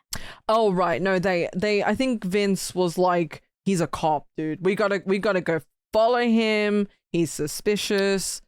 Let's go see what he's up to. And obviously he was up to no good. So okay, so that's the bit that I didn't really understand. I didn't know why they were there. Yeah. That makes sense. And then they showed up. And then they were like, what are you fucking doing? And he was like, then the Tran gang turn up. Tran gang. The Tran gang turn up and they're like, there's no motors in here. And I think it's the guy that runs the parts shop. Is that just a random man? I don't know who that was. So that's the part that's confusing for me. I don't know why the cars were empty. Yeah, I don't know why they were empty. That part I can't answer because I'm like, why are they empty? But he was clearly not happy about it. Yeah. So I'm like, what the fuck is going on? I think he ordered something. Oh, and they weren't there in time. Or... New theory. Yeah. The Trans ordered something, but Brian had already taken the order because Hector wanted the same stuff. Hector wanted 3 of everything, so he was like, I'm going to put the order in. Yeah. Instead of for the Trans. So he goes, or like, I don't know, or he's going to steal the stuff out of the car. Maybe, yeah. Maybe they wanted to boost it or something like that. But yeah, it makes sense. But yeah, because the film does start with the Tran gang,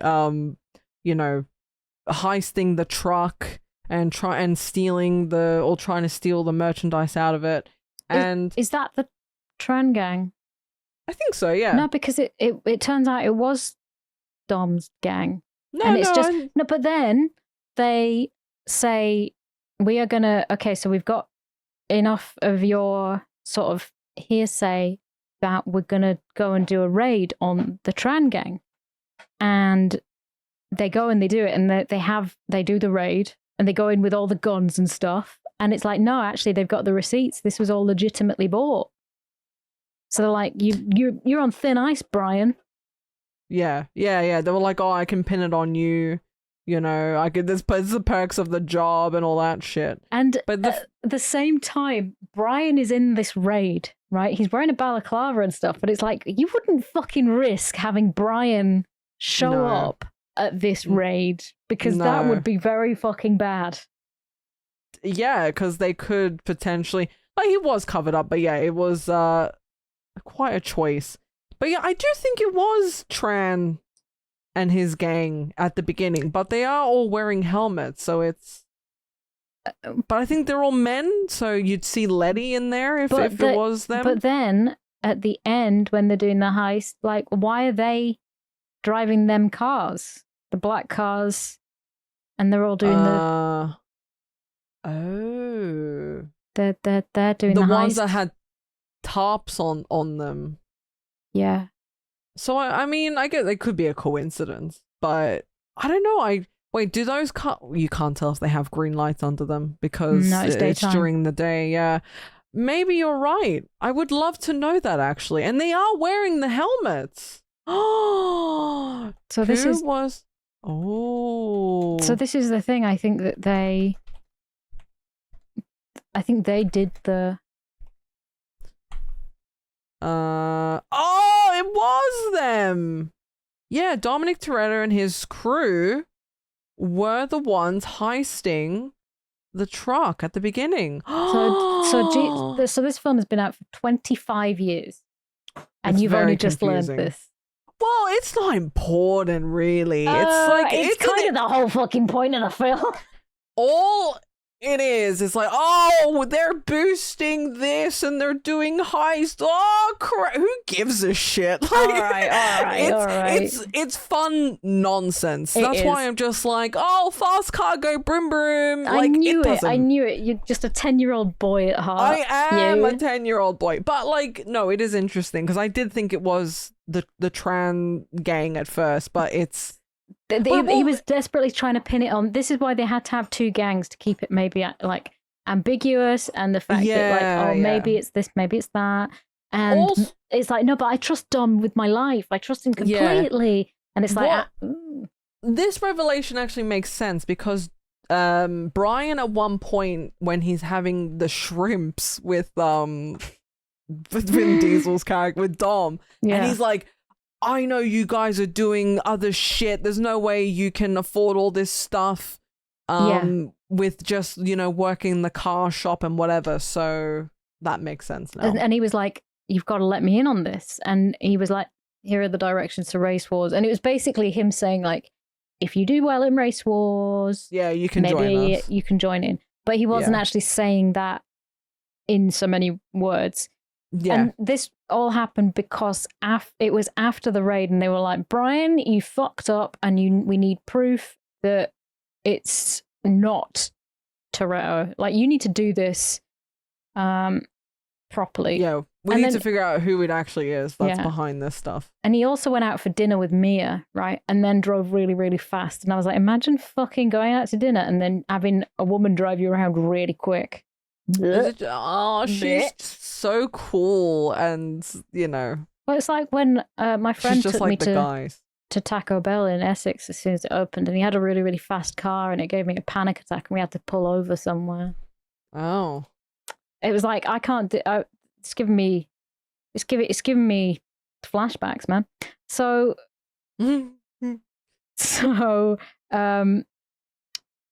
I'm just looking through my notes. Here's my prediction. Okay. All right. And also when he was out at dinner with Mia, and he was like, it's nice to cut, because they were saying like, oh, everyone just gravitates towards my brother. And he's like, well, I gravitate toward you. And she said, well, it's nice to come first once in a while. And it was like implicating that she wants to fuck him. I was like, you were just talking about your brother, and now you're talking about coming first. That's gross. Cringe. So, and they also like have sex that very night. And then they have sex, and then Dom's having sex with Letty in a really weird, awkward sex scene that's just like, it's happening. Cars. Yeah, it's happening while the heist with Brian and like the SWAT squad are like raiding the Tran family. Yeah. And so it's like, sexy, and also there's a raid going on. It's all very, very like high testosterone fueled stuff happening. Testosterone. It's all of it. What about me? I like this film. It's high octane. I don't know. There's something about they're so silly, but I like fast cars, and I like I said, I was obsessed with all of the Need for Speed games, and like I love all of this stuff. So I don't know. Yeah, but I mean, the so the I'm trying to think what happens next. Oh yeah, so they go to race wars, right? And Jesse, car nerd, bets his car. It's his dad's car. Yeah. Okay. He doesn't have his own car, and he's like, "Oh my god, you're not betting that!" And it turns out that he's racing one of the Tran family. Yeah, right? and the head of, right? All right, I can't. I mean, face blindness is all over the fucking place. Yeah, no, it was the main honcho, and they were like, "Don't do this." And you know what the crazy part about that scene was? He's like such a nerd for cars, right? Yeah. And he's like, "Oh, he's got a Honda, blah blah 2000." He's got a Honda Civic. Or some, yeah, and it's like, you of all people should know to not underestimate a car and what's under the hood. Yeah. What do you mean? Like, that car under the hood could have anything. He's like, "Oh, I'll smoke him. He's got a Honda this, it'll be fine." And then he loses. And it's like, okay, are you really, do you really know what you're talking about? Because clearly not. And then, he loses. And, they're like, "Where's he going?" And he's like, "Oh, to the car wash." Yeah, because he lost, and he's like, "I can't face it." So Jesse's dad's in jail, and he's like, "When he gets out, we're going to be fucking great. It's going to be so fun." And then he freaks out and he leaves. Yeah, some of these cars are like 80 grand, you know? Yeah, man. Like more. Really, oh my God, like expensive shit. Because you've got the base of the car, and then whatever they change out of it and add to it, you know? The base car, and then you've got all your customization. Yeah, the spoiler, the NOS, the engine, this, that, whatever. And it ends up costing a lot of money. But like 80 grand is crazy. That's a lot of money. Yep. That's why they're like, "Oh, you owe me a 10-second car." It's like, because okay. 10 seconds to cover a certain distance, right? That's what he says. That's what it means, a 10-second car. I took a sip of water as you said that screenshot of Paul Walker. Right, I'm sending just screenshots of Paul Walker and shit now because it's like I moused over a certain bit and it was like 1 hour 26:44 his face, and then there's the bit with the stuntman hanging onto the top of the car. My favorite bit where it's like clearly not Paul Walker. It's not even fucking same color wig. I know, it's so bad, dude. It's like you could have tried just a little bit. Just a little bit. Just a little bit. Anyway, that made me almost spit out my water. That picture. That screenshot. Yeah. So here's the thing, right? Dom and Mia have a little kerfuffle because she's like, "I don't want you to do this," and he's like, "Well, I've got to do this, and then I'm fine." So basically, they're talking about boosting the truck, and the picture of him straddling the roof is sending me. Sorry, go on. That's fine. I'll carry on. You just enjoy that picture. Yeah. So, and then Brian's like, "What were you fucking arguing about? You always crying when you walk away from your brother. It's about the trucks, isn't it?" And she's like, "Don't shut up. Don't talk. No, it's not about the trucks. No, never about the trucks, Brian." And he's like, "Look, Mia, I'm a cop." Oh wait, I forgot to tell you my prediction, didn't I? So my prediction, where were we? Prediction: Brian goes in with the cops, and Tran will notice and dob him into Don. That's what I thought was going to happen. When that would have been a good. That was one of the possibilities that I had written down. Yeah. He tells me he's a cop because he's stupid. Race Wars is a place where people of all races fight. So he's like, "Look, I'm a cop," and I'm like, "You fucking moron! Like, you could have done this without. Like, you could have done all of this without saying you're a cop, right?" Anyway, Dom does the heist, and Letty is hurt, and Vince nearly dies. Okay, so this is what they're doing. He's like, this whole sequence is very interesting to me because first of all, the trucker. What the fuck? What the fucker trucker? What the motherfucker trucker? So this guy, sign him up to the military because he's not missing shots. He's driving a massive truck while doing all of this, while trying to evade men climbing on top of it. He's reloading the shotgun, shooting at the cars successfully. which is insane. And like Joe was saying to me, he was like, you know, they're trying to get away, right? So they've like decided we're not gonna hijack this truck. We're trying to get away. You know, he's basically trying to commit murder at this point. You know what I mean? Yeah. Yeah. And I'm just like, okay, now that you mention it, because like I'm not defending the robbers in this situation, but in this case, they are trying to get away. And he's like, no, I'm going to kill you. Yeah. I'm like, he could just easily just keep driving and let them go, you know, win. But he wants to put this to a stop, right? But they had to hire a driver. They were like, okay, we need you to transport a load of fucking DVD players. And this poor little fucking truck driver's like, okie dokie, I'll get to it, and then I'll go back home to my lovely family. Little? I don't think so. My lovely family. But they had to hire somebody, a truck driver, who would fucking defend his with his just life. Have a shotgun and be good at that. Just like he wasn't even just defending; he was outright bloodthirsty at that point. Yeah, and I mean, I'd be like, pretty fucking pissed, probably. Yeah, but you'd want to get away, you know, with your life. And when you can clearly see that they're trying to, like, you know, stop, right, or get away from the situation. Again, I'm not defending them, but Vince did get tangled up on the truck, right? So he couldn't get away. Yeah. He was trying to kill him. He was dead ass trying to shoot him with the shotgun. Yes, and he did, and he nearly dies. So, but it's okay because Brian is on the phone going like, I need a trace on this cell phone because that's something that people can fucking do in film.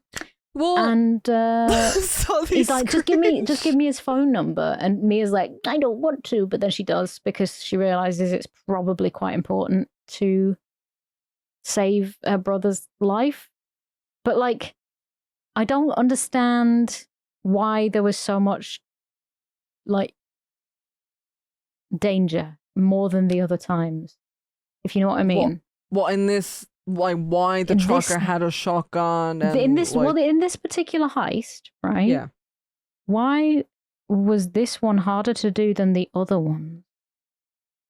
I mean, probably several factors at play here, but clearly things went wrong, so it made it a lot more difficult, right? Like Letty's car got shot.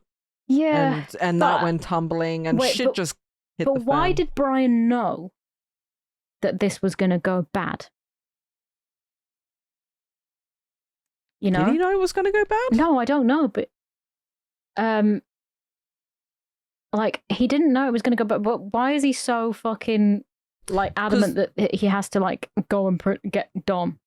Because the head of the chief of police or whatever, the guy that's like his boss was like, you've got 48 hours to like sort this out, motherfucker, which is why shit just keeps hitting the fan and escalating because he's like, oh, I've only got like a finite amount of time, things are happening, oh, I'm a cop, by the way, Mia, we gotta get in the car, we gotta go find them and then track them down. And obviously, like, the Tran clan are still in play, and there's obviously bad blood there. So there's, like, a couple things popping off. There's a time restraint. The mission itself was sloppy because they're not professionals, are they? Like, they're just... They got away with it, like, really easy before, though.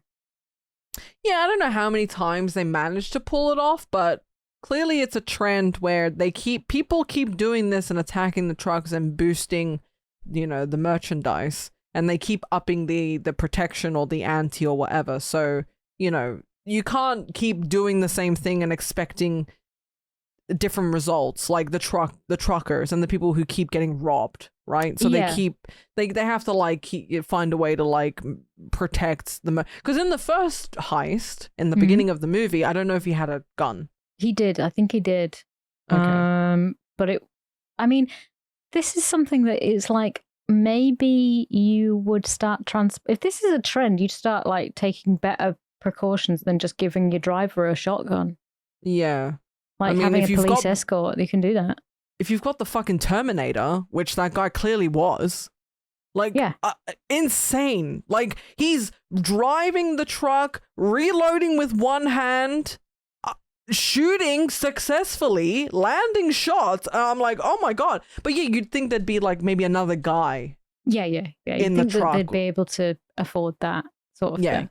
Yeah. I like the bit like, so he manages to save Vince and the car. Letty's car gets rolled off the road as well. She's okay. Don't worry about it. But then Brian's like... Are you still sending me screenshots? Oh yeah, I have been doing. Yeah.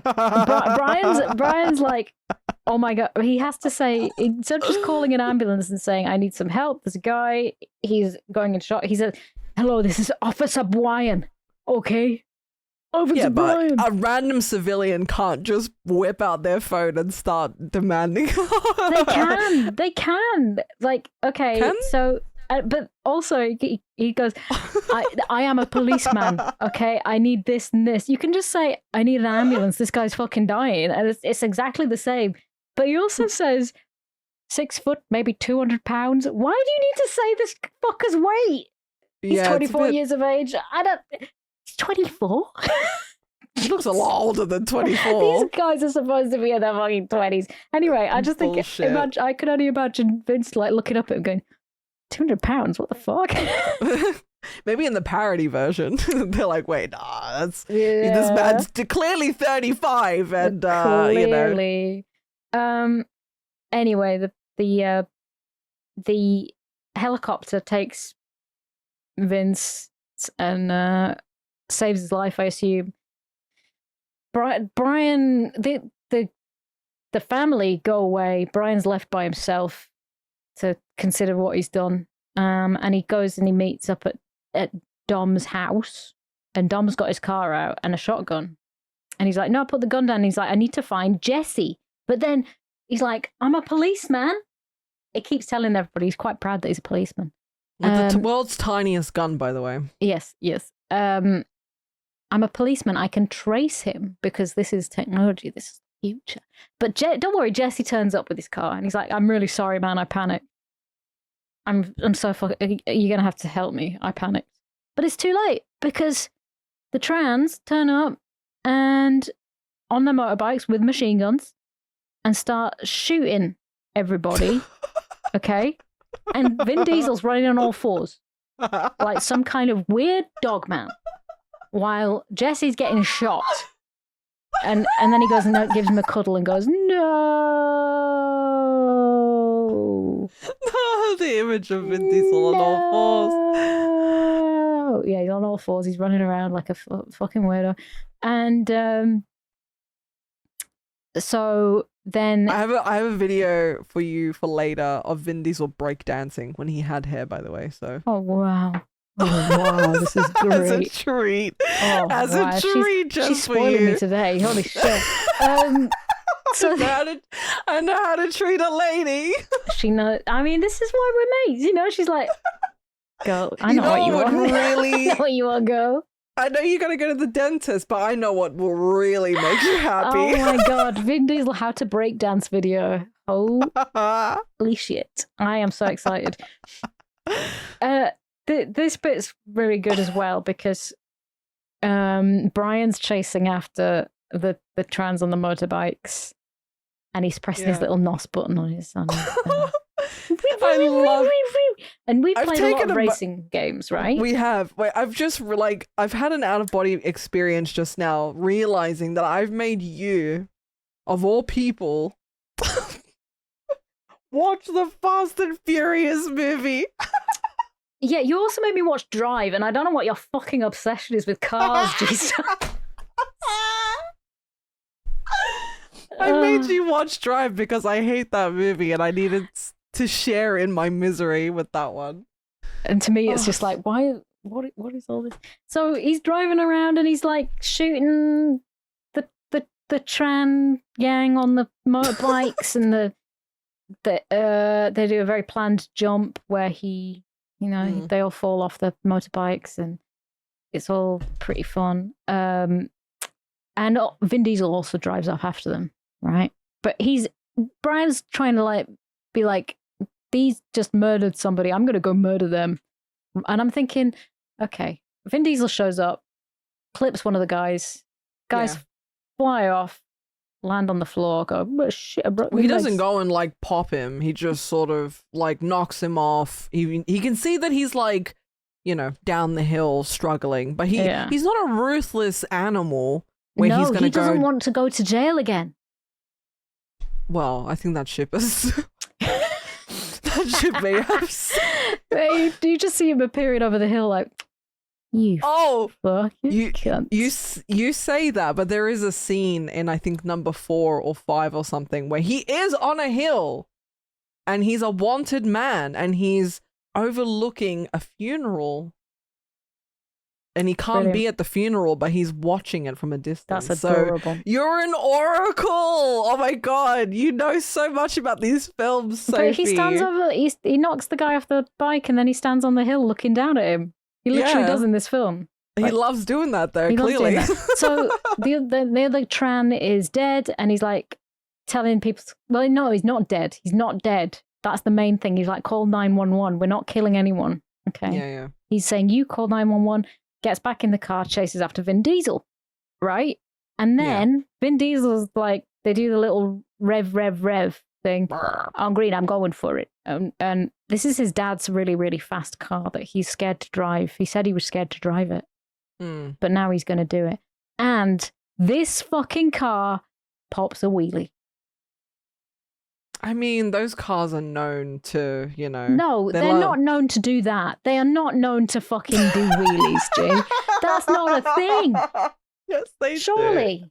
I know they have hydraulics, but he's just like, he puts it on its back wheels and then drives off like it's fucking nothing. Well, because when you got a car going from 0 to whatever in the span of a few seconds, especially if it's like the G-force, the fucking, the physics of it all. Like when it goes from 0 to that and then you're like, burp, and it's like, whoop, and it's going up.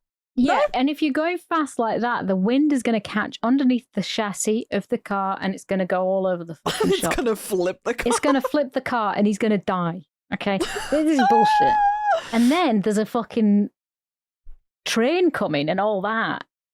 And he doesn't care. He doesn't care. But his car's actually setting on fire. All the alarms are going off and he's like, oh shit, I've broken my dad's fucking car. But he still doesn't care. He's still going really fast. He looks over in slow motion. The shutter speed has been absolutely decimated by these lads. There's smoke everywhere. He's changing gear. Brian's got a face like a fucking slapped ass. He doesn't know what's going on. They go really fast. They break through the train barriers just before the train I hate the hits them. effect that they use all during the this effects sequence. in this garbage. It's like, here's the inside of the engine. Okay. It gets worse. Like, as the movies progress, it just gets so much worse. But the effect that it was like a slow-mo, blurry, like... That's the slow shutter speed, like, effect. It's not cool. And it was stylistic. It was giving stylistic. I get it. And I kind of respect the vision they were going for, but it was it was making me a bit motion. It was. Oh yeah, it's horrible. Yeah. It's basically like motion blur turned up to 300. Which I always turn motion blur off on any game I ever play. Because who ever turns on motion blur? I want to know. Seriously. You're a psycho. What's the point of it? I don't know. Like, genuinely, who the fuck ever has motion blur on? What's the point? Let me know in the comments. What the fuck is the point? What the fuck is the point? So, but it's okay because they managed to get across the tracks fine. Until Vin Diesel lovingly looks into Paul Walker's eyes and gets clipped by something. I can't remember what the fuck clipped him. He lovingly looks into his eyes and it's a green truck, and he flips the car and the tires come off and it's like, oh shit, what have I done? He's broken his daddy's car.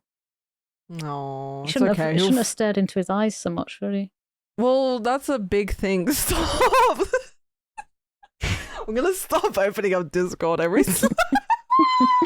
I'm putting these on the Patreon, I think. Oh, please. These are classics. They're so good. They're so good. But yeah, in the second movie, they have a thing. Well, they do. I think it's a thing down the line where they keep doing the drive and stare, and it's a very like, got a sexy lady in the car. You lock eyes with them as you're driving really fast. So Yeah. maybe he was pulling the drive and stare with. Maybe he was. He wants to have sex with Vin Diesel. I mean, who doesn't? This guy is hot. He trashed his dad's stupid car for that, and he's panting like mad as he is birthed from it. So Vin Diesel is birthed through the car window, and so Brian's like, the police are coming, like woo woo woo woo sirens, and he's like, here, have my car, and then it's all okay, it's all fine. Gives him his car keys, and he's like, off you go, bye, and that's the. Right? And I said, but the police gave Brian that car. Brian basically kept asking for cars from the police for this whole thing, right? And it's like that. You're going to hate this. It's like that story that somebody on Reddit once said. So my neighbor kept getting cats that were... but they were outdoor cats and they kept getting eaten by coyotes. And at what point are you just feeding the coyotes? It's like this... Yeah, literally, yeah. They're just like, here, have some more cars, Brian. Here, have another. And it's like, they're going to be able to find that car pretty fucking easy because that is a police car. Yeah, and in, I think because I watched, I think it was 4 or 5. I literally put it on my, the mini, I have a pink PS2 that I play my... Braggadocious. I have a pink PS2, which if you're watching on the video format of this episode, you can see it in the back.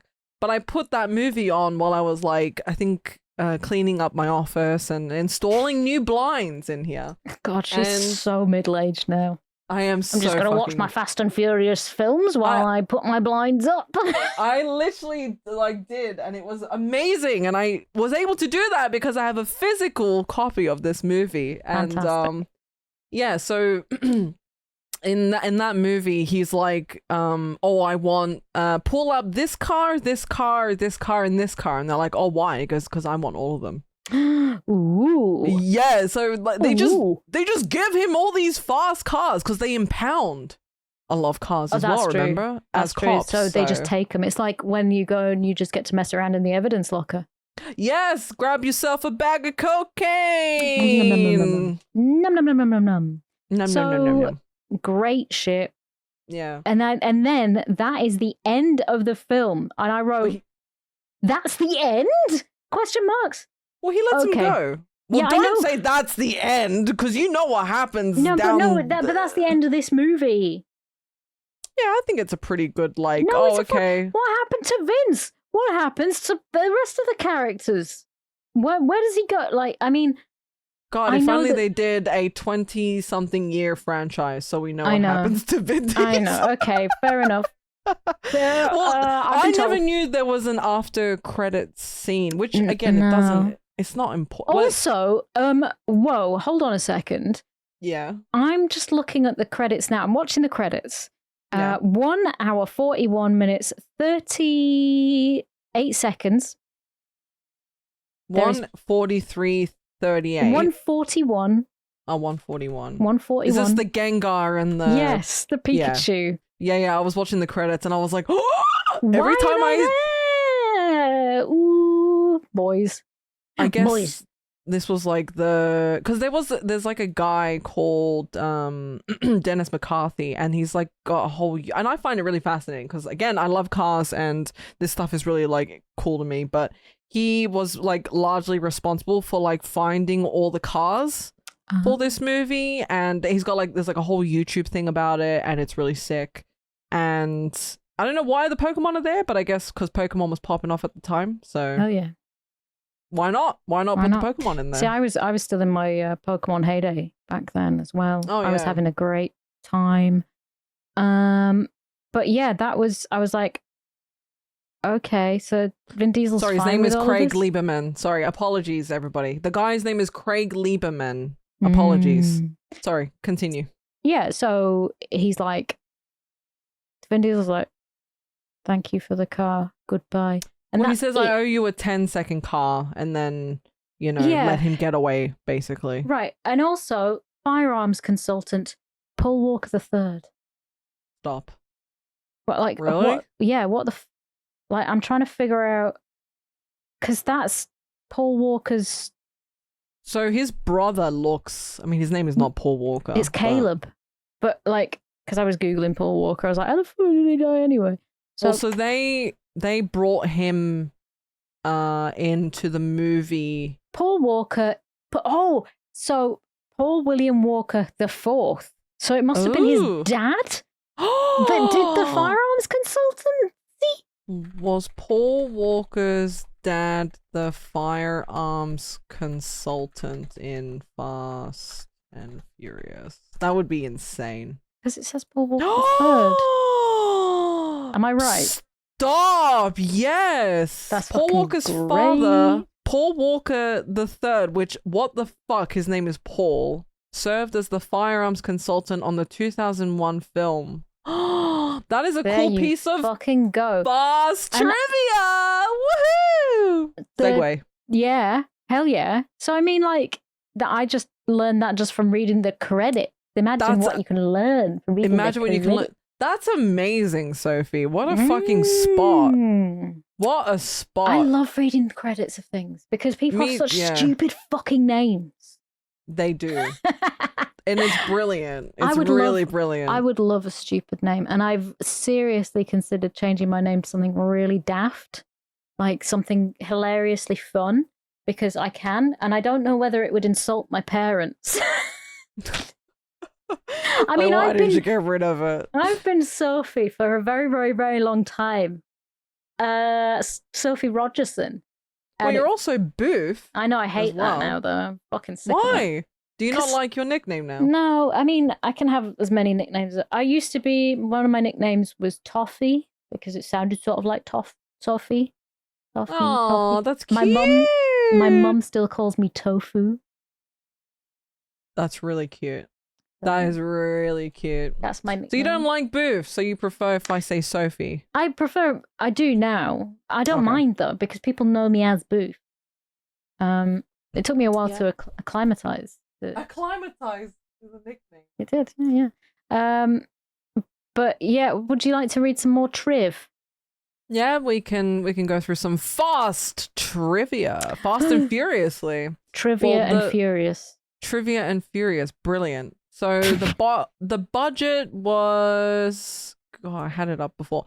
Okay, so it was 38 million and it grossed over 207.3 million worldwide, which is amazing. Like, smashed it out of the box. But they all make a lot of money. Like, if you look at the chart for these films, my God, like, they are monsters in how much money they make. Yeah, but I think the later little lads like little brother Dwayne, we need you. We need you. We need you. The family needs you. Family needs you. What other triv is there? So I think the Michelle Rodriguez and I think Mia's actor didn't have their licenses. Yes. Which is hilarious. They didn't even have their learner's permits before the production of the film. Vin Diesel and Michelle Rodriguez were in fact dating. Hey. Keep it in the family. Keep it. So Vin Diesel accidentally broke a stuntman's nose. Oh, accidentally, sure. How the hell did he manage that? It happens a lot in filmmaking, to be fair. So there were over 1,500 cars at Race Wars, which is amazing. That's a lot. Yeah. Oh, here we go. This goes back to our previous point about their ages. So Vin Diesel, his character was supposed to be 24, but in reality, Diesel was 10 years older than that, which is exactly what we said. It is. He did look old. He did. Yeah, we're like, they're like 35 for sure. This one's insane to me, which I freaking cannot stand Mark Wahlberg. So Mark Wahlberg, Christian Bale, and Eminem of all people were considered for the role of Brian O'Connor before Paul Walker was cast. That makes sense. And I was like, well, I was wondering, well, yeah, because I mean, they would be good they would be good at that. Eminem? Yeah, he'd be good at it. I noticed something, right? In the last race, and this is also in the goofs. In the last race, the number on the train remained constant, 3134, but in some shots it's reversed, indicating that the train was filmed going 2 different directions and the footage was flipped. Oh, brilliant. That's actually cool. Yeah. That's really nice. Brian's license shows the expiration date as 7/4/2000. Well, the movie came out in 2001 and is set in 2004. Oh, really? It's set 5 years before the third movie, which is set in 2009. However, a black Honda Civic Coupe in Trans Garage has a registration which expires in December 2002. God, these people are nerds. Are you in the goof section? Yeah. Oh, she's sped down with some nos into the goof section. Well, no, because I wanted to. If you were looking at some of the trivia. No, I love the goofs. Yeah, I love the goofs. It's a lot of like continuity errors and like unsynced audio-visual stuff. I saw a really interesting. Yeah, well, there's an interesting one about how the first race in the film has apparently 15,000 individual sound effects. Which what? Wow. How? Right, I really want to tell you this goof. Go on. This is one of my favorites of all time. Oh, it's got to be good then. Okay. Right, here we go. After Race Wars, Brian returns to town and pulls his car into a driveway. Hi, Keith. His stuntman is clearly recognizable as the driver in the shot, as his hairline is a good 2 or 3 inches further back than Paul Walker's. Hello, son. Really? No way. Hello, are you bald? Are you balding? My son is here. Look at my son. Candice Marie's the balding cat out of the family. Oh, yeah. Candy! She grooms herself bald. It's very funny. You're going to get on the desk and show everybody your beautiful face. He's whinging. God. You'll be able to see. We're almost done, son. Come on, son. Are you hungry? Are you hungry, boy? Oh, he's a good boy. My son. Yeah, so it's all like stuntmen visible. There is a lot of goofs, and part of me wonders whether it's because a lot of people watch this movie a lot of like over and over again. Because I'm thinking that this is like some people's comfort movie, right?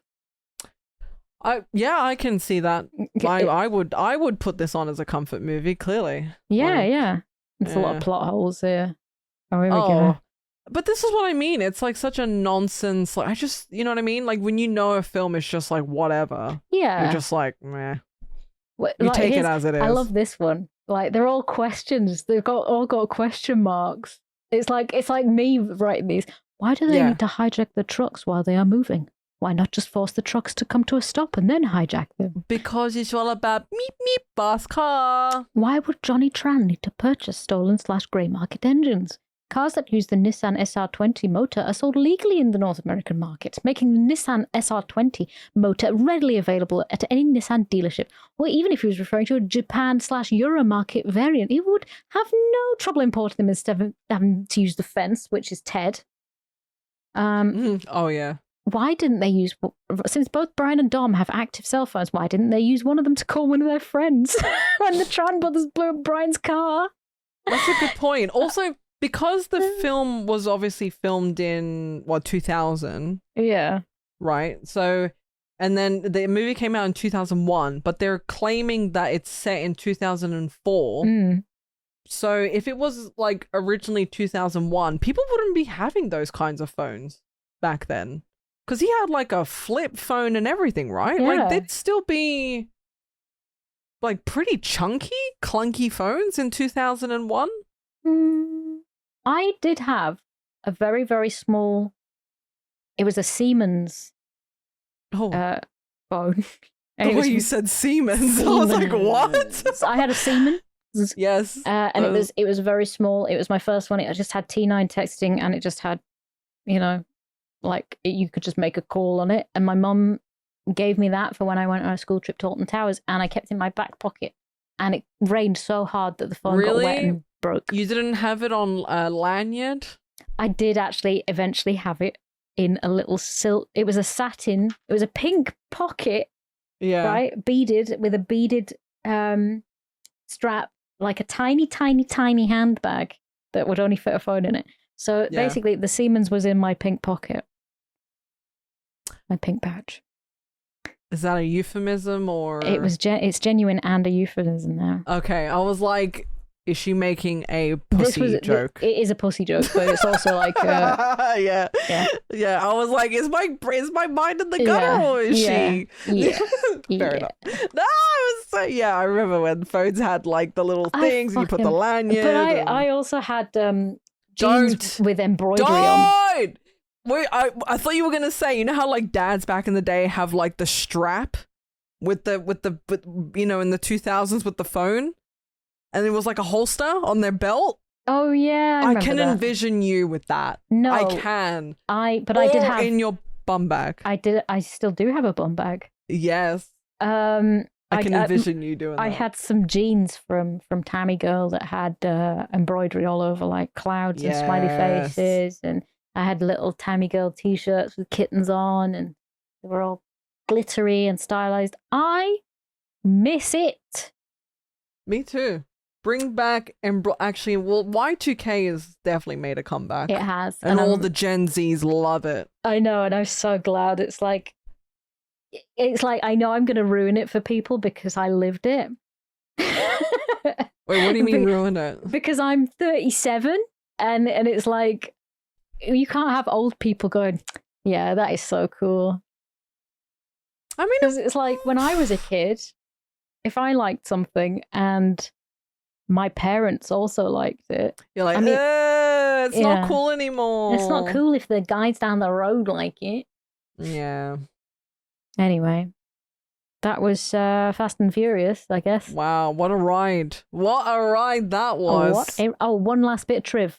Go on. Stupid bit of triv. Filmmakers asked owners of houses in backgrounds to repaint their houses with more muted colours to show off their colourful cars. You were so right in the colouring of the cars being a thing. Which I think is brilliant because, like I said, I hate some of the colour grading in certain movies nowadays. It's so boring and dull and clinical and lame. And bring back colour. I want films to have a very distinctive look, which is why Blade Runner 2049 was still good, because it had a look to it. That's how you know it's. I mean, it's how you know that you've got a good filmmaker. Like even like the Barbie film had like they thought out the color palette, and like when you have a film who does a good color grading and you can recognize it, you've done a good job. When it's just recognizable, isn't it? Yeah. So that was the Fast and the Furious. What did you think, G? Do I need to ask?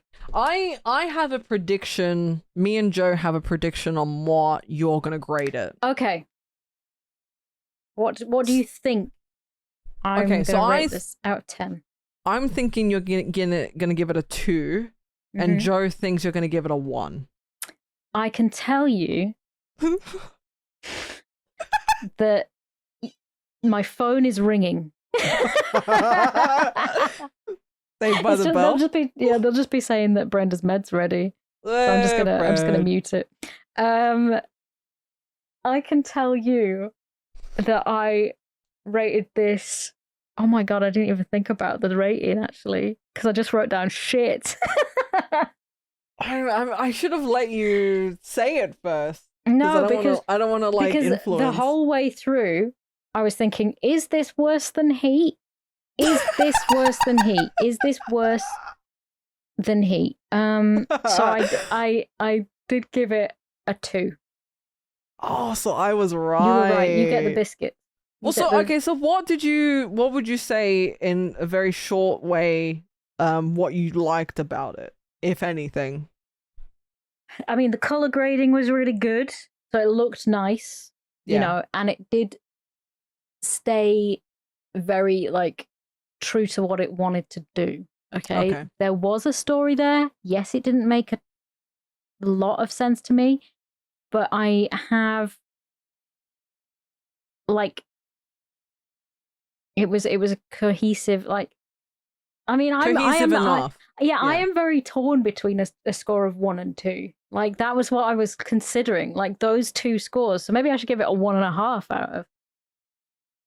That is so harsh. Like, I know these aren't your type of films, but god damn. Look, I have a lot of problems with it, you know, but I did watch it. Yeah. I wasn't, like, I was annoyed by it, but, like, I watched it. By the plot and there was a lot of things characters. that I was being sort of, like, I was becoming angry, and I've had to calm down. You know, I've had to really chill out because it was just, it was an experience. It was fucking stupid, man. Your descriptions of like Vin Diesel running on all fours and then the car giving birth. I mean, it's memorable, right? It's fucking memorable. But I mean, I watched it. And I know I've seen it before, but I remember now why I didn't remember it. Yeah. But yeah, there you go. What did you rate it out of 10? Because I know you love it. I love this film. I think it's so, like, stylish, and it takes me back because getting old, and I love cars and fast cars and games with cars and movies with cars, and it is a staple, and it does it well. And I think it's cool as fuck. So, you know, it's not a masterpiece by any means, but I think it's one of the more grounded ones in the franchise for obvious reasons, because it's the first. And, you know, I think that as the years go on. Are you just giving it a decent sort of like rundown rating because you're comparing it to the other ones? There are like a lot of good ones in the other ones as well. Like Tokyo Drift, it's not perfect, but you attach nostalgia to it as well, right? And when you attach nostalgia to it, it gets more points for me. Anyway. Yeah, it does for me, just like by accident. You don't mean to give it the nostalgia ratings, but when you like something, I think it is a good film, and I think it's got good action. I like the racing. The cars are sick. There was a lot of hard work put into it. I think it's like an 8, genuinely. I really love the first film. It's a good film. And it's not even a good bad film. I think it's a good film. I'm just gonna Google like mental asylums in your area. That's okay. I like it. It's good. And I like the fast cars, and I think they're sick. What's your favorite car? Like RX-7 not even from Tokyo Drift. I mean, and even just outside of everything, like just as a general. If I could own the RX-7 from Tokyo Drift, I could die happy. The Mazda. Genuinely. I'm trying to find I even have it. One. So unironically, look, I'll 1 second. Show the people. So it's an orange and black car. It's a very smooth car. It's the RX-7, but it's got like a different mod, like a body kit on it. Right. Because an RX-7 is very like crappy looking generally. See, but I like the crappy looking old Mazdas, like the really old. Like okay, I'm looking at this. What year is this one?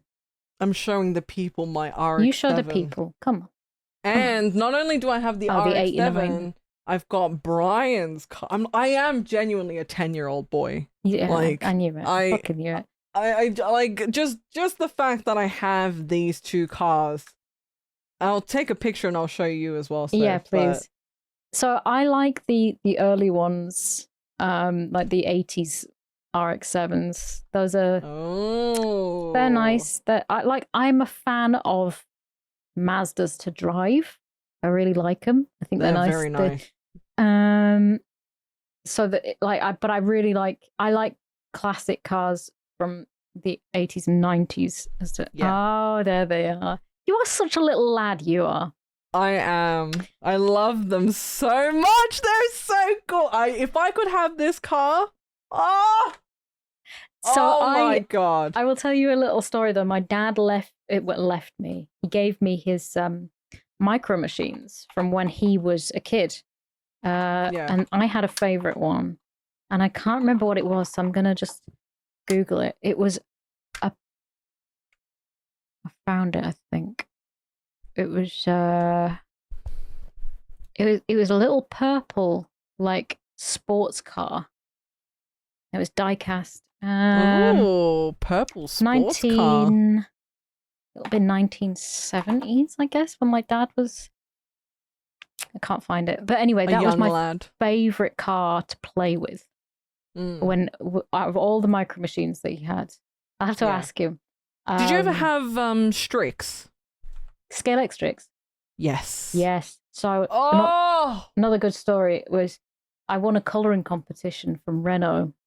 Because that's the sort of shit that you did when you were a kid. I did as well for Blockbuster. My local Blockbuster, same thing. I won the colouring competition because I used glitter glue on the rims of the car, and the prize was loads of Spice Girls merchandise. But I said, I don't want that. I want the Scale Strix, and they said, no, that's the boys' prize. What?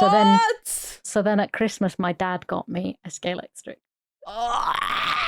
Thank you, Papa. Oh my god, that's amazing. Papa. But like, fuck them for not giving it to you to begin with. Know. But my god, I love those. They were great, right? Like, they were like a bit of a faff to set up, but once they were like, you put the tracks together.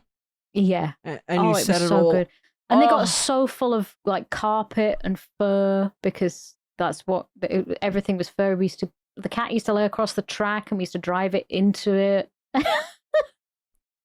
Amazing. I love such a good toy. I think they still do them, but like I'm looking at it. Might have been a Hot Wheels that this one was. It was it was a 60s. It was like a 60s Hot Wheels, and the bonnet lifted up and it had a little engine in the bonnet of this car. It had a black bonnet. And it was great. I love like that. Like a mini, like tiny, like 19. Well, I mean, we're going off track, and I have to go to the dentist again because I can't stay away from the dentist these days. Can't keep her away. Oh God, I love it so much. But yeah, that was that. I think we still have that somewhere, or we may have given it to another child. I guess children like that sort of thing. They do like that sort of thing. But yeah, it was some kind of like sports car. Oh my god, it was similar to that. Why is it coming up as the rarest Hot Wheels ever made? Did I give away something that's really, really expensive? I think you may have. You can ask your dad and like see. I found it. I think I fucking found it. 1970. How much did that sell for? I'll have to ask my papa. Papa, what is it? Papa. But yeah, that's Fast and Furious. We do enjoy cars. If you've got a spare Skoda Felicia Fun, send it my way. If you've got an RX-7, please do. From Tokyo Drift. Yeah, G's open to that. I'll have the original. Just like you can just give me that. Oh god, I love it so much. It's such a stylish fucking car. And people say like the S2000, which I also really liked back in the day, was like a hairdresser. Everyone loves to say it's a hairdresser car for some fucking reason. I think the Ford Puma is a bit of a hairdresser car. The Ford? Hold on, Ford Puma. Oh, that's like a modern, like, but if like a 2000s hairdresser car, they'd say it's the S2000. They'd love to say that. It's so, oh my fucking god. I like an S2000, you know, it's quite nice. It was a Hot Wheels 1970 original red line Spectra Flame Magenta, and it sold for $120. Oh, okay. I was expecting it's like they're like I'll show you a picture of it. But yeah, I want to see what this shade of purple is. It's beautiful. She's a beauty. She's a beauty. Anyway, we'll tie it up before I. I'm gonna I don't know say why thank it's in you Spanish. Why not? Why not? Flavor, spice of life. We'll quickly thank our Patreon supporters at the Giga Yompa level. So that's patreon.com/YompCast if you want to support us. on Patreon. We have a Discord, and it's called YOMPcast, and you get early access to episodes. Go check it out. It's amazing, and it helps support us and helps support what we do. Please support us. Please. Please.